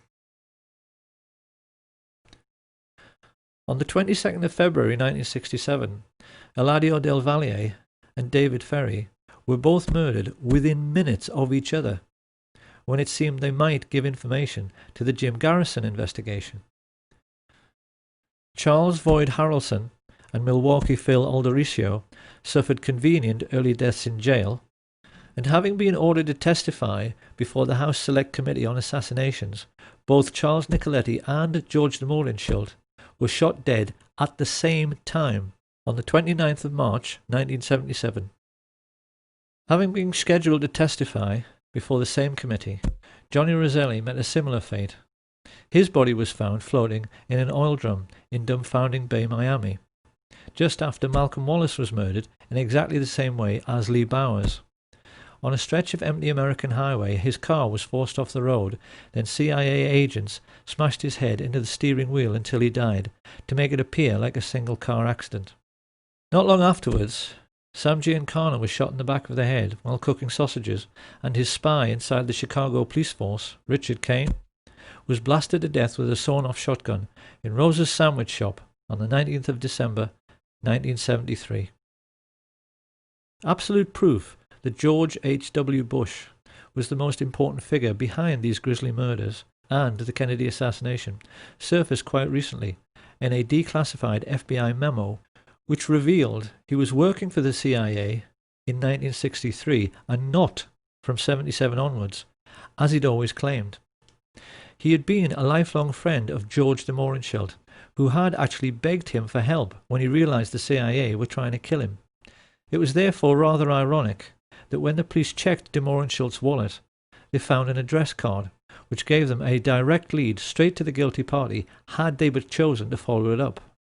It said George Poppy Bush, his CIA code name, Zapata Petroleum, Midland, Texas. It became a farewell note from the man who coordinated the crime of the century, a man whose father, Prescott Bush, had created the CIA in the first place, along with his friends some 30 years before, purely in order to take care of their own business interests. They arrogantly believed they were more intelligent than anyone.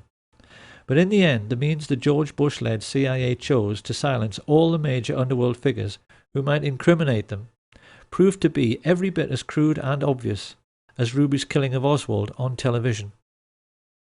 The whole point of George Bush and his Central Intelligence Agency was that they were supposed to be intelligent, and yet in the end they couldn't even fool little old ladies. And who is going to inhibit them? The gangsters that are running this country is going to inhibit somebody. All institutions of the American government are essentially a gangster syndicate, and everybody knows this. So perhaps it's time now to ask what we have learned and how best we can use this new understanding about the West's secret history to evaluate what is really going on in our world right now.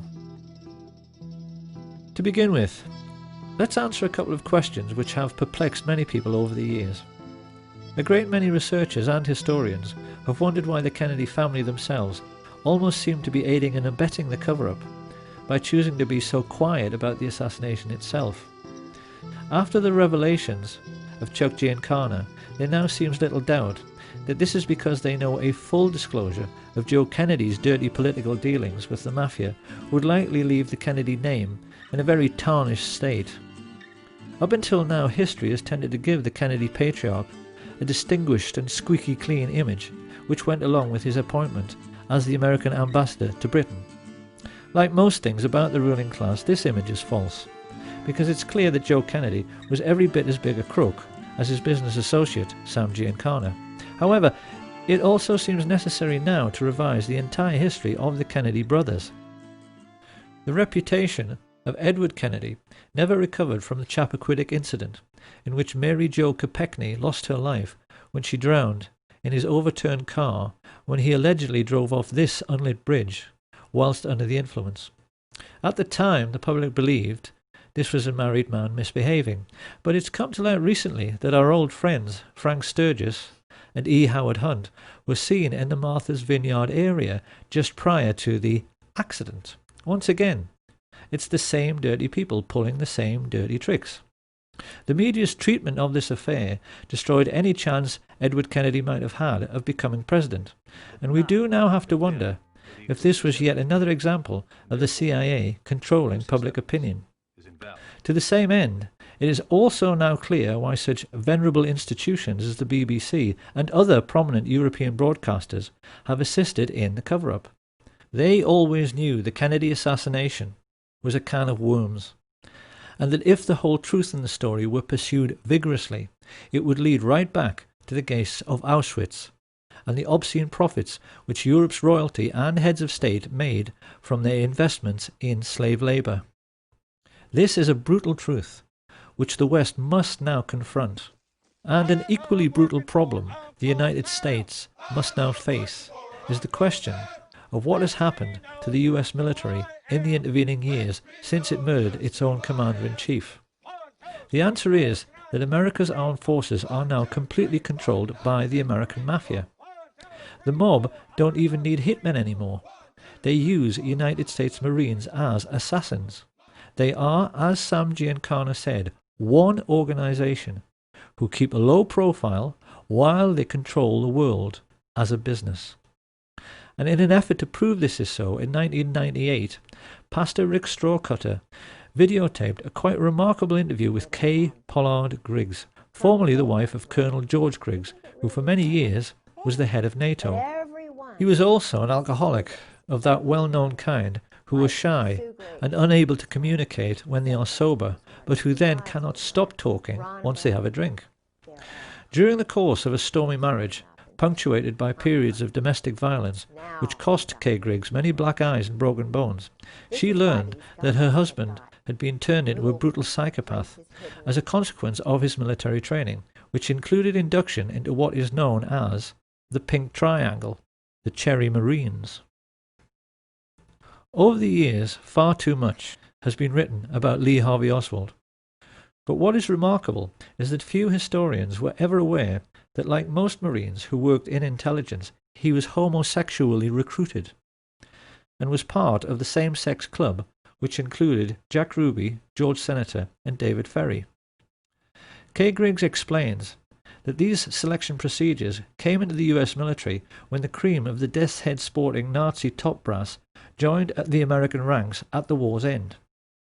Ever since then, the Greek and Spartan traditions which Hitler so admired, and which were integral to the German army, have found their way into American military culture and are now manifest in the way that the old skull and bones procedure for identifying and, most importantly, controlling rising stars is now used to select the top brass of the future. In a nutshell, boy soldiers who want to rise in the ranks can only do so by doing favors for the older men. So George Bush, I mean, all these people rise up through the ranks on the same club. Right. No wonder, you know, I saw a little TV clip one time where a reporter was asking George Bush and others about the Order of the Skull and Bones. You were both in Skull and Bones, the secret society. It's so secret we can't talk about it. What does that mean for America? I mean, if this really got out, that these guys are all inducted because they've got some kind of homosexual thing on them. Indoctrination. I mean, or induction. They have to do that. Yeah. They do that. Yeah. Even in a coffin. And it's even now coming into the military totally. The chiefs do that. They put them in the coffin. They do the bowling ball trick. Okay, you're going to explain this. What happens when you get in the coffin? Why do you get in a coffin? Oh, they get, when you get your eagles, that's a German thing. Okay. You know, it's what the German high command did, and most of them, you know, had the boyfriends and stuff, the Krupps and all of that. It is a German thing that they say goes back to Greece, and it's all the male Marine-looking men that they do it with. See? So now the chiefs have to do that. What they do is they get, George said it's like a zoo. They get everybody really drunk, and they sometimes call it dining in. Shellback is another time that they do it. Not everybody does it, but the ones who do it, if they're young, they get right up to the top. It's a... okay, well, what actually do they do? They've got a coffin, they get inside anal this... sex. Oh, that. They put them in the coffin and they do things. This is how military recruits are now controlled. And the mafia military exert a similar hold over all career politicians. At some time on the way up, they are maneuvered into a compromising position, usually through the use of two-way mirrors in a brothel. And once the mafia military have got something on them, the career politicians, judges, senior police officers and media moguls face a stark choice. Either take your payoff, which is usually worth millions of dollars, or go to jail for life for your misdemeanor. It is with these kinds of tactics, first used by Sam Giancana in the 1930s, that what are now known as the 5 mafia families of the New York metropolitan area, the Genovese, Gambino, Lucchese, Colombo and the Bonanno, control all politics in the United States, and through their business arrangements with the 5-star generals and CIA, control all cocaine and heroin trafficking throughout the entire world. After the dust had settled on the Kennedy assassination, Sam Giancana explained to his younger brother that the mob and the CIA had taken care of JFK together because they were essentially two sides of the same coin. In the last 50 years, that relationship between these two secret societies has become even closer, to the point where they are now indistinguishable. The people who live in the Third World are so well aware of what is really going on, they have come to call the CIA the cocaine importing agency. The World Wide Web now abounds with proof to back this up. And although many people were skeptical at first about Kay Griggs, in recent times her most sensational claims have been fully endorsed by the FBI chief Ted Gunderson, who gave several interviews in support. This cult was involved in distributing drugs up and down the East Coast, drugs that were being flown in from Southeast Asia in military and planes. The operation was by the certain Army personnel and also CIA. She told me that there were generals involved in the drug operation. There were police officers and at least 2 attorneys in the Fayetteville, North Carolina area. The path that this led me down is mind-boggling.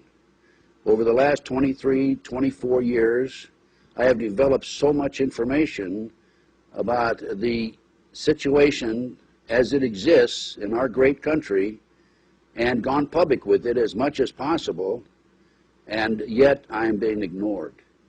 What is basically happening is that the United States military use Air Force bases in Europe to connect with the Third World, particularly Pakistan and Afghanistan, where the poppy fields are cultivated.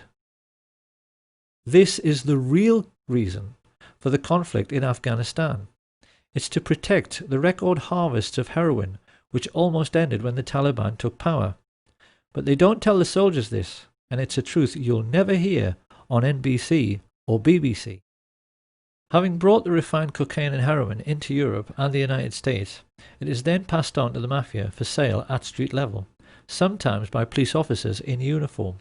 It's an arrangement which nets the generals and the mafia chiefs billions, and the fact that someone of Ted Gunderson's credibility was completely ignored when he went public with this information underlines the fact that our entire mainstream media, as well as the entire justice system, has been bought off. So the question must now be asked: if this shadow government of the world's only superstate can get away with the murder of a president and through their wealth be in total control of the United States military, media, and the justice system, what else might they be getting away with? Could it possibly be that the serious researchers have been right all along, and remembering what happened to Flight 553, that 9/11 truly was one huge confidence trick?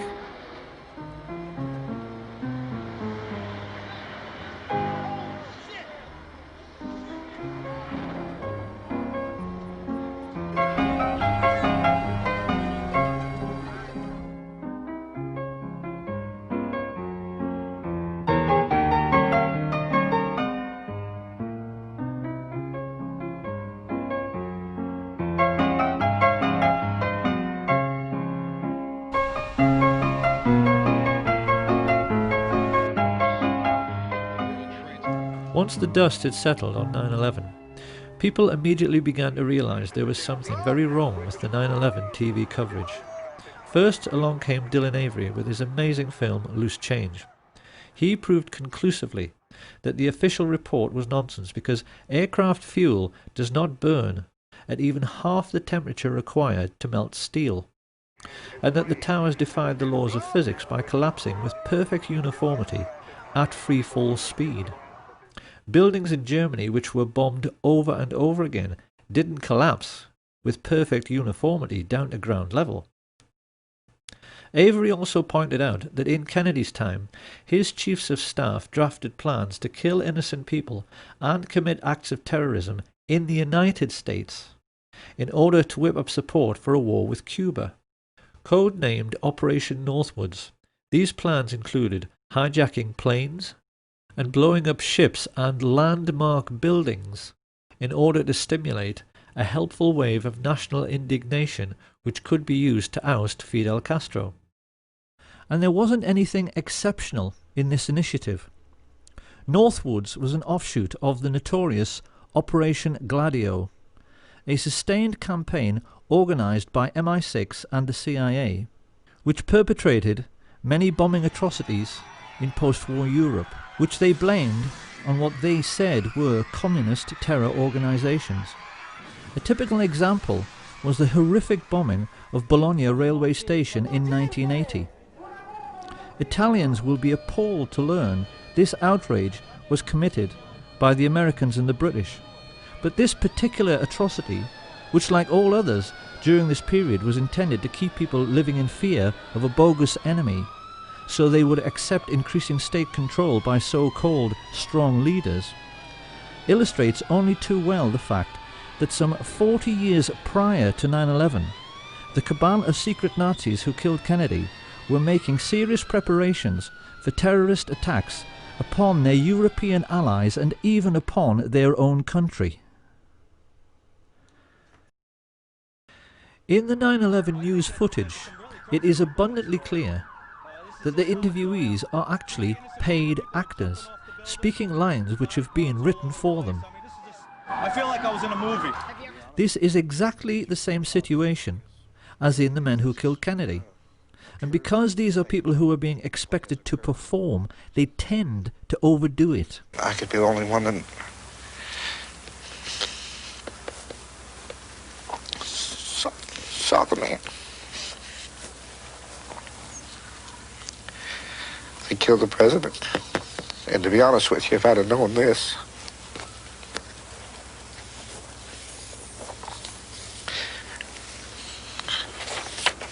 I wouldn't have given any interview.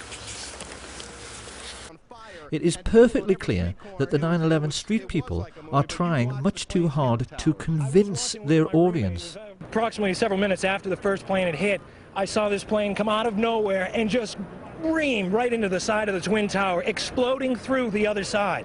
And then I witnessed both towers collapse, one first and then the second, mostly due to structural failure because the fire was just too intense. 9/11 was in reality just another CIA special effects movie production. And it really has become the Kennedy assassination's long-lost twin, because witnesses who know the truth of what really happened are all being murdered.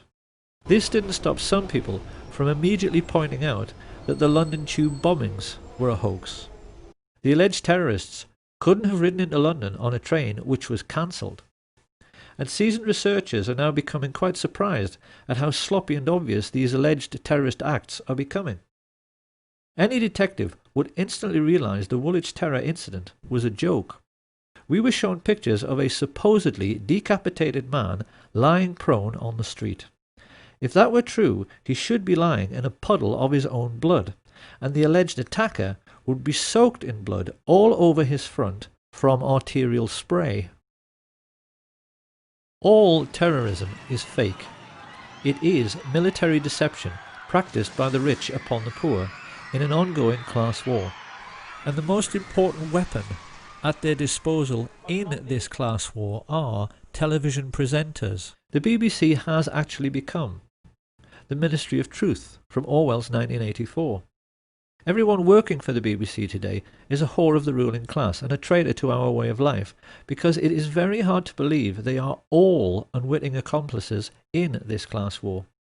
When we remember that it was some of the BBC's own journalists who revealed that the 9/11 hijackers were all alive, it's hard to accept that their news presenter colleagues haven't figured out the totalitarian nature of what people like Jane Stanley, who reported the collapse of World Trade Center 7 20 minutes before it came down, are really up to. And yet still they go on giving us reassuring smiles, while telling lies on behalf of the ruling class. Of course then people ask, oh yes, but why would they do it? Why is all of this Muslim, multicultural, political correctness thing happening to us right now? It's happening because we no longer have an enemy. Tourists today can visit what used to be the Eastern Bloc, and they can photograph the derelict rusting heap of scrap metal, which used to be the Soviet war machine. It has gone, and this has created an unprecedented political situation which the world has never seen before, in which there is only one superstate, the Anglo-American alliance. No other power on Earth today is capable of fighting a war on the grand scale. China, North Korea, Russia simply do not have the economic resources.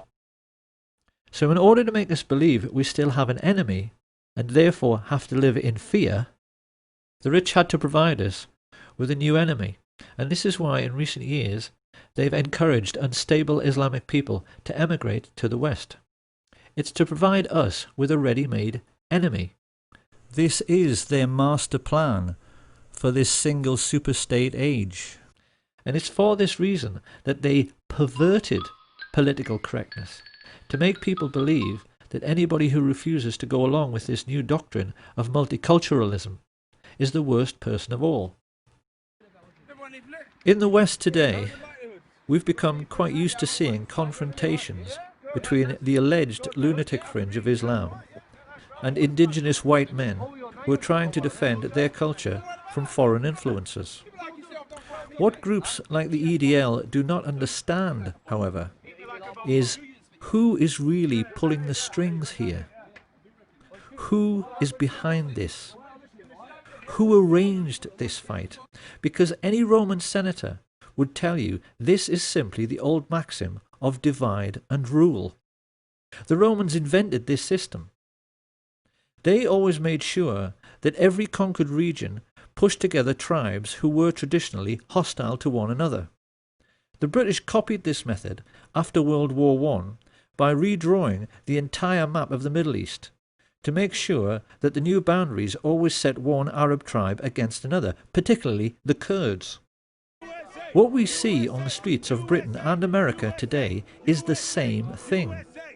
The whole idea is that while you're fighting against Muslims and they're fighting against you, no one has the time to stop and think about who actually created this situation and who their real enemy really is. The rulers of the Middle Ages arranged a never-ending religious war between Catholic and Protestant for precisely the same reason. Now, why must we always think we have an enemy? Because the ruling group always maintain their position in society by controlling the population through fear. Think about it. If we don't have an enemy, would the public be prepared to pay for the army? Would we be happy to pay for MI5 so that they can read our emails and put a surveillance camera on every street corner? Big Brother has to have an excuse for watching us all the time. And what they call national security is always the perfect excuse. The moment you make a world at peace, it's gone. The keystone in the arch of ruling class power is gone if we don't have an enemy. So the rich are always going to provide us with an enemy forever. And the lesson we need to learn from all of this is that everything in our lives is and always has been a rich man's trick. When people think of ancient Rome, they always tend to think about the gladiators in the Roman arena. But something people don't realize is that Roman amphitheaters were a scam. They were perhaps the very first big confidence trick in human history, played by more cunning rich men upon a naive public. What Caesar did was to say to the Roman Vulgate, I will give you gladiatorial games, but only if I can have your votes. And he only offered this bargain because he knew the Vulgate loved the games more than they loved anything. This is how the Roman maxim, panem et circenses, bread and circuses, became established. Because Caesar was the first politician to understand that if you give people what they want, they will tolerate being ruled. By this means, Julius Caesar made himself into the first dictator whose fortune was protected by a professional army. And everything that every ruler has given us since Caesar has simply been another rich man's trick. Religion is a rich man's trick. It was invented because wealthy rulers realized the population was getting too big for soldiers to watch over constantly, so they replaced the idea of having many gods with one single god, a simple idea simple men could understand, who could see what everyone was doing all the time. The idea of one God became the surveillance video of the ancient world. In the Middle Ages, the same sort of people grew rich by charging people for the forgiving of sins. And when a new age dawned with the coming of Industrial Revolution, they invented new tricks to control the population explosion, like censorship. Every grown-up knows that there is one law for the rich and one law for the rest, because the justice system is a rich man's trick. Mafia godfathers like Sam Giancana walked free from American criminal courts over and over again by taking the Fifth Amendment, because it is a criminal's law. And it's the same with everything else. The media is a rich man's trick. The tax system, because the rich never pay any tax, is a rich man's trick.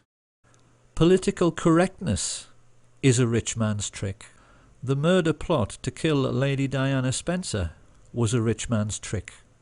And the War on Terror, 9/11, the London Tube bombings, the Woolwich terror attack, the Kennedy assassination, all of it is simply another rich man's trick controlling how we think.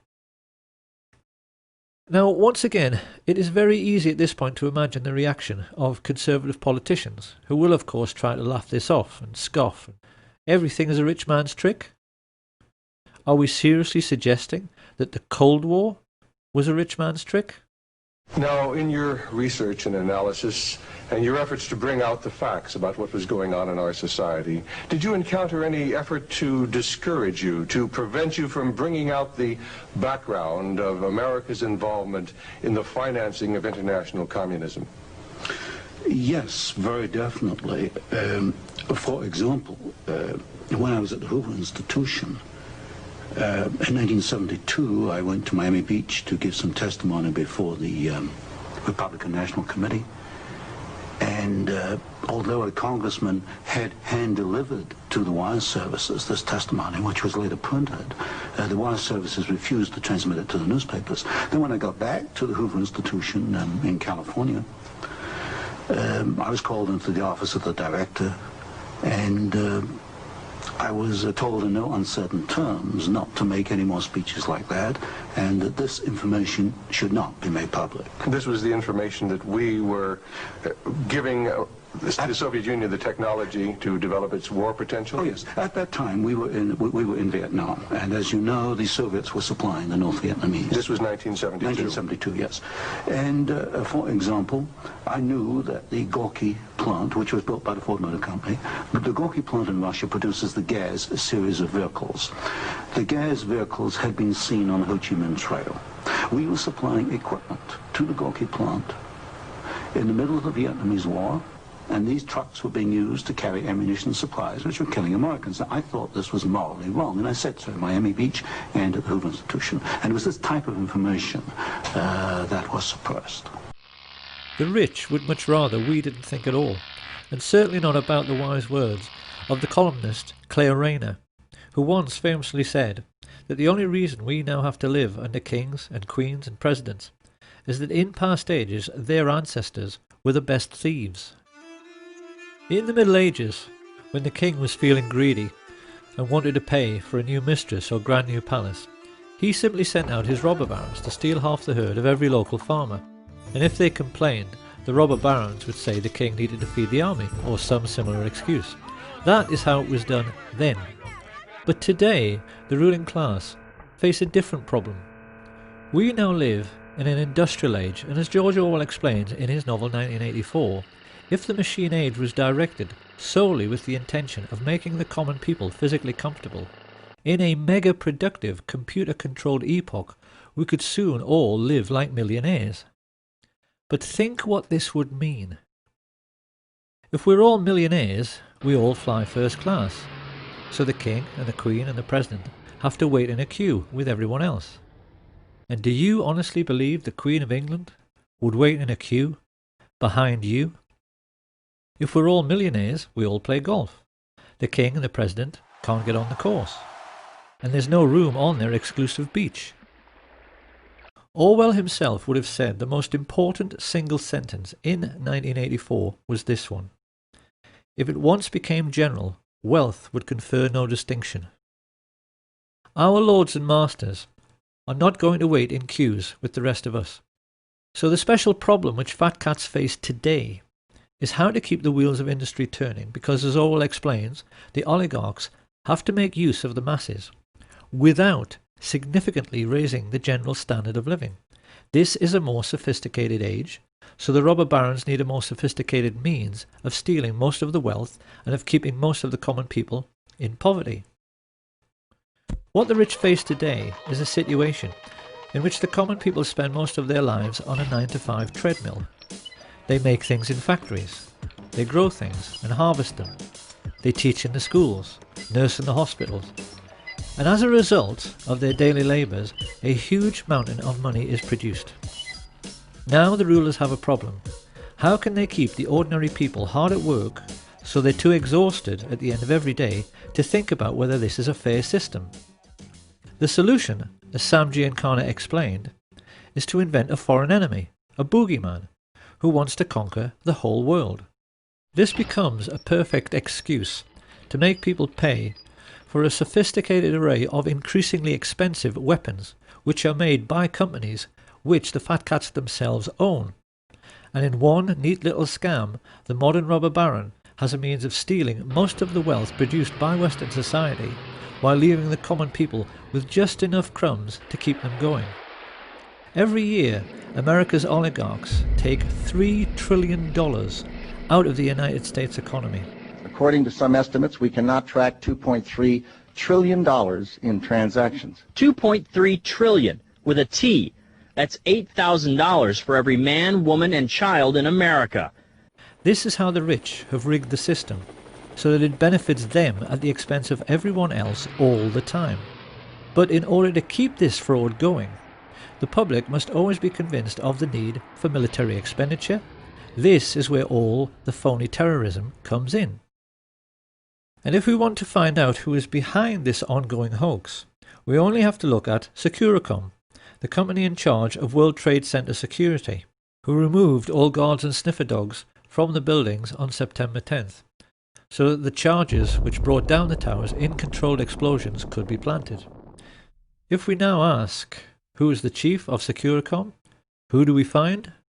Marvin P. Bush, brother of George W. Bush, son of the man who orchestrated the plot to assassinate President Kennedy, and grandson of the man who made the family fortune from Auschwitz slave labor.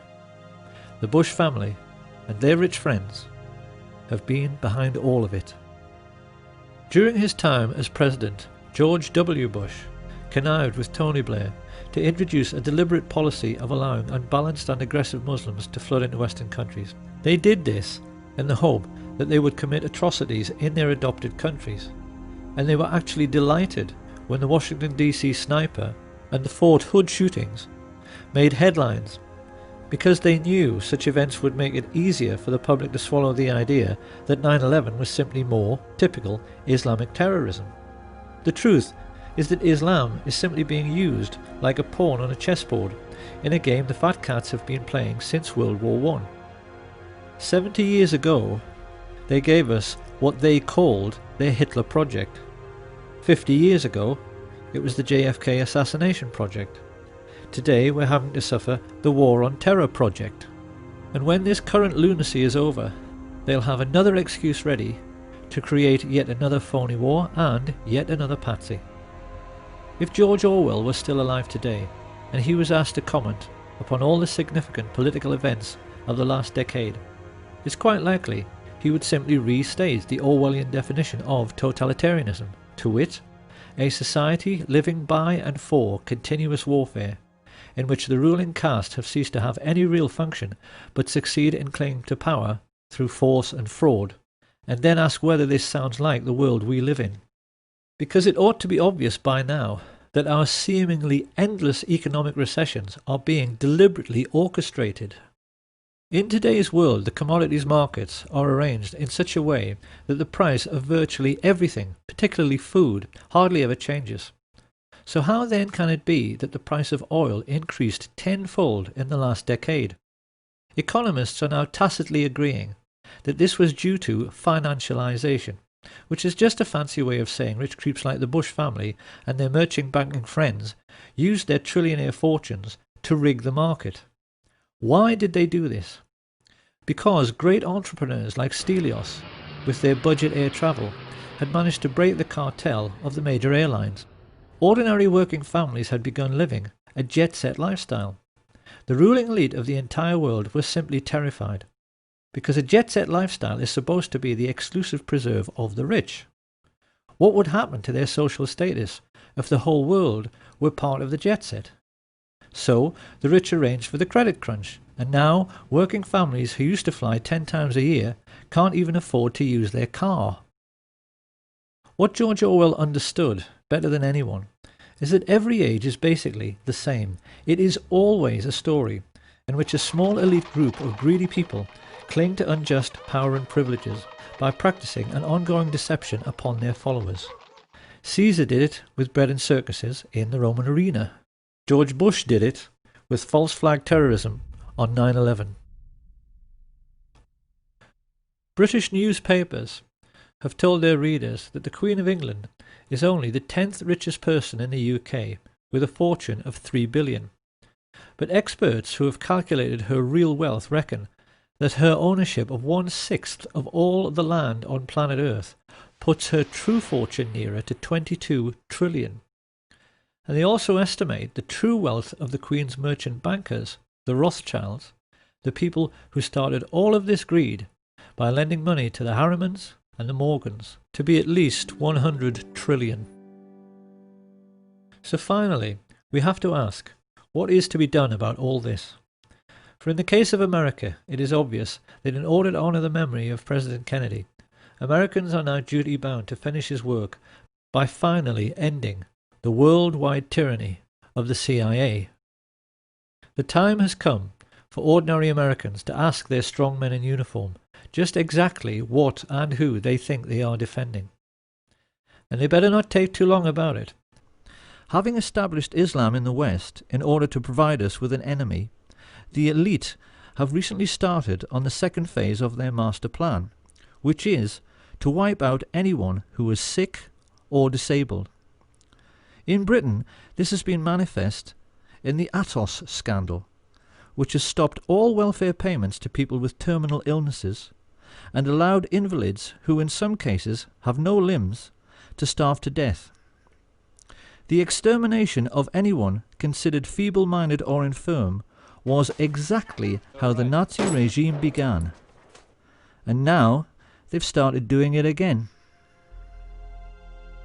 What most amazes me in all of this is the naivety of the good people in the truth movement, who go on and on and on saying they want an independent inquiry. The Bush family and their rich friends are not going to investigate themselves. And there isn't any authority on earth above that of the ruling class, so it's never going to happen. These people have got the police and the judges and the justice system completely under their control. The Queen of England cannot be prosecuted for anything, not even genocide, in a Crown Court, because the Crown Courts are hers. She owns British justice. The only way to change our corrupt system is through revolution. Everyone has to sign up to the Revolution Now website, and then the people have to march on Washington, just as they did for CIA agent Barack Obama's inauguration. Only this time they need to kick him and every other crooked politician out and take power genuinely for the people's sake.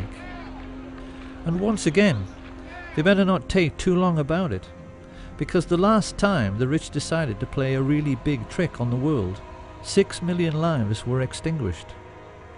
Supposing they decide to give us the world's first incidence of phony nuclear terrorism by dropping an atomic bomb on Cleveland or Birmingham or on Chicago, what then? But perhaps Chicago itself might be a good place to pause and offer a word of warning to the citizens of the United States before they start thinking about the next American Revolution. We should always remember that Al Capone was seen as a hero by the ordinary working people of his own time because he gave them what they wanted: booze, sex, gambling and drugs. And some Americans have even been candid enough to admit this. We all play numbers, we all go to the racetrack, you know what I mean? We all cheat a little bit. It hardly needs saying that Giancana, Marcello and Trafficante would have gone out of business in no time if ordinary Americans hadn't been so fond of cocaine. And, in the post-war period, many writers have noted the way in which the United States not only manifestly tolerated organized crime, but even seemed to be enchanted by it. It's a cultural phenomenon which has led many foreigners to wonder whether there is some sort of latent criminality in the very fabric of American society, because there does seem to be some sort of tacit agreement amongst all Americans that killing a man should always be considered an option if it looks as if he might cost you a large sum of money. Suppose we'll have to kill him. I don't suppose you have any ideas on that, Diana. Well, what would you fellas say to an assassination? I hope you don't have any hidden tape machines in this office, Frank. We're talking about a capital crime here. I'd like to hear some more opinions on that. Look, I don't see we have any option, Frank. Let's kill the son of a bitch. This film is likely to leave Americans with the impression that JFK was assassinated by a corrupt and brutal ruling class. Perhaps they should ask themselves if they are quite sure that he wasn't simply killed by America. So it seems that finally we are left with a very simple question. What kind of society is it which kills its own best men?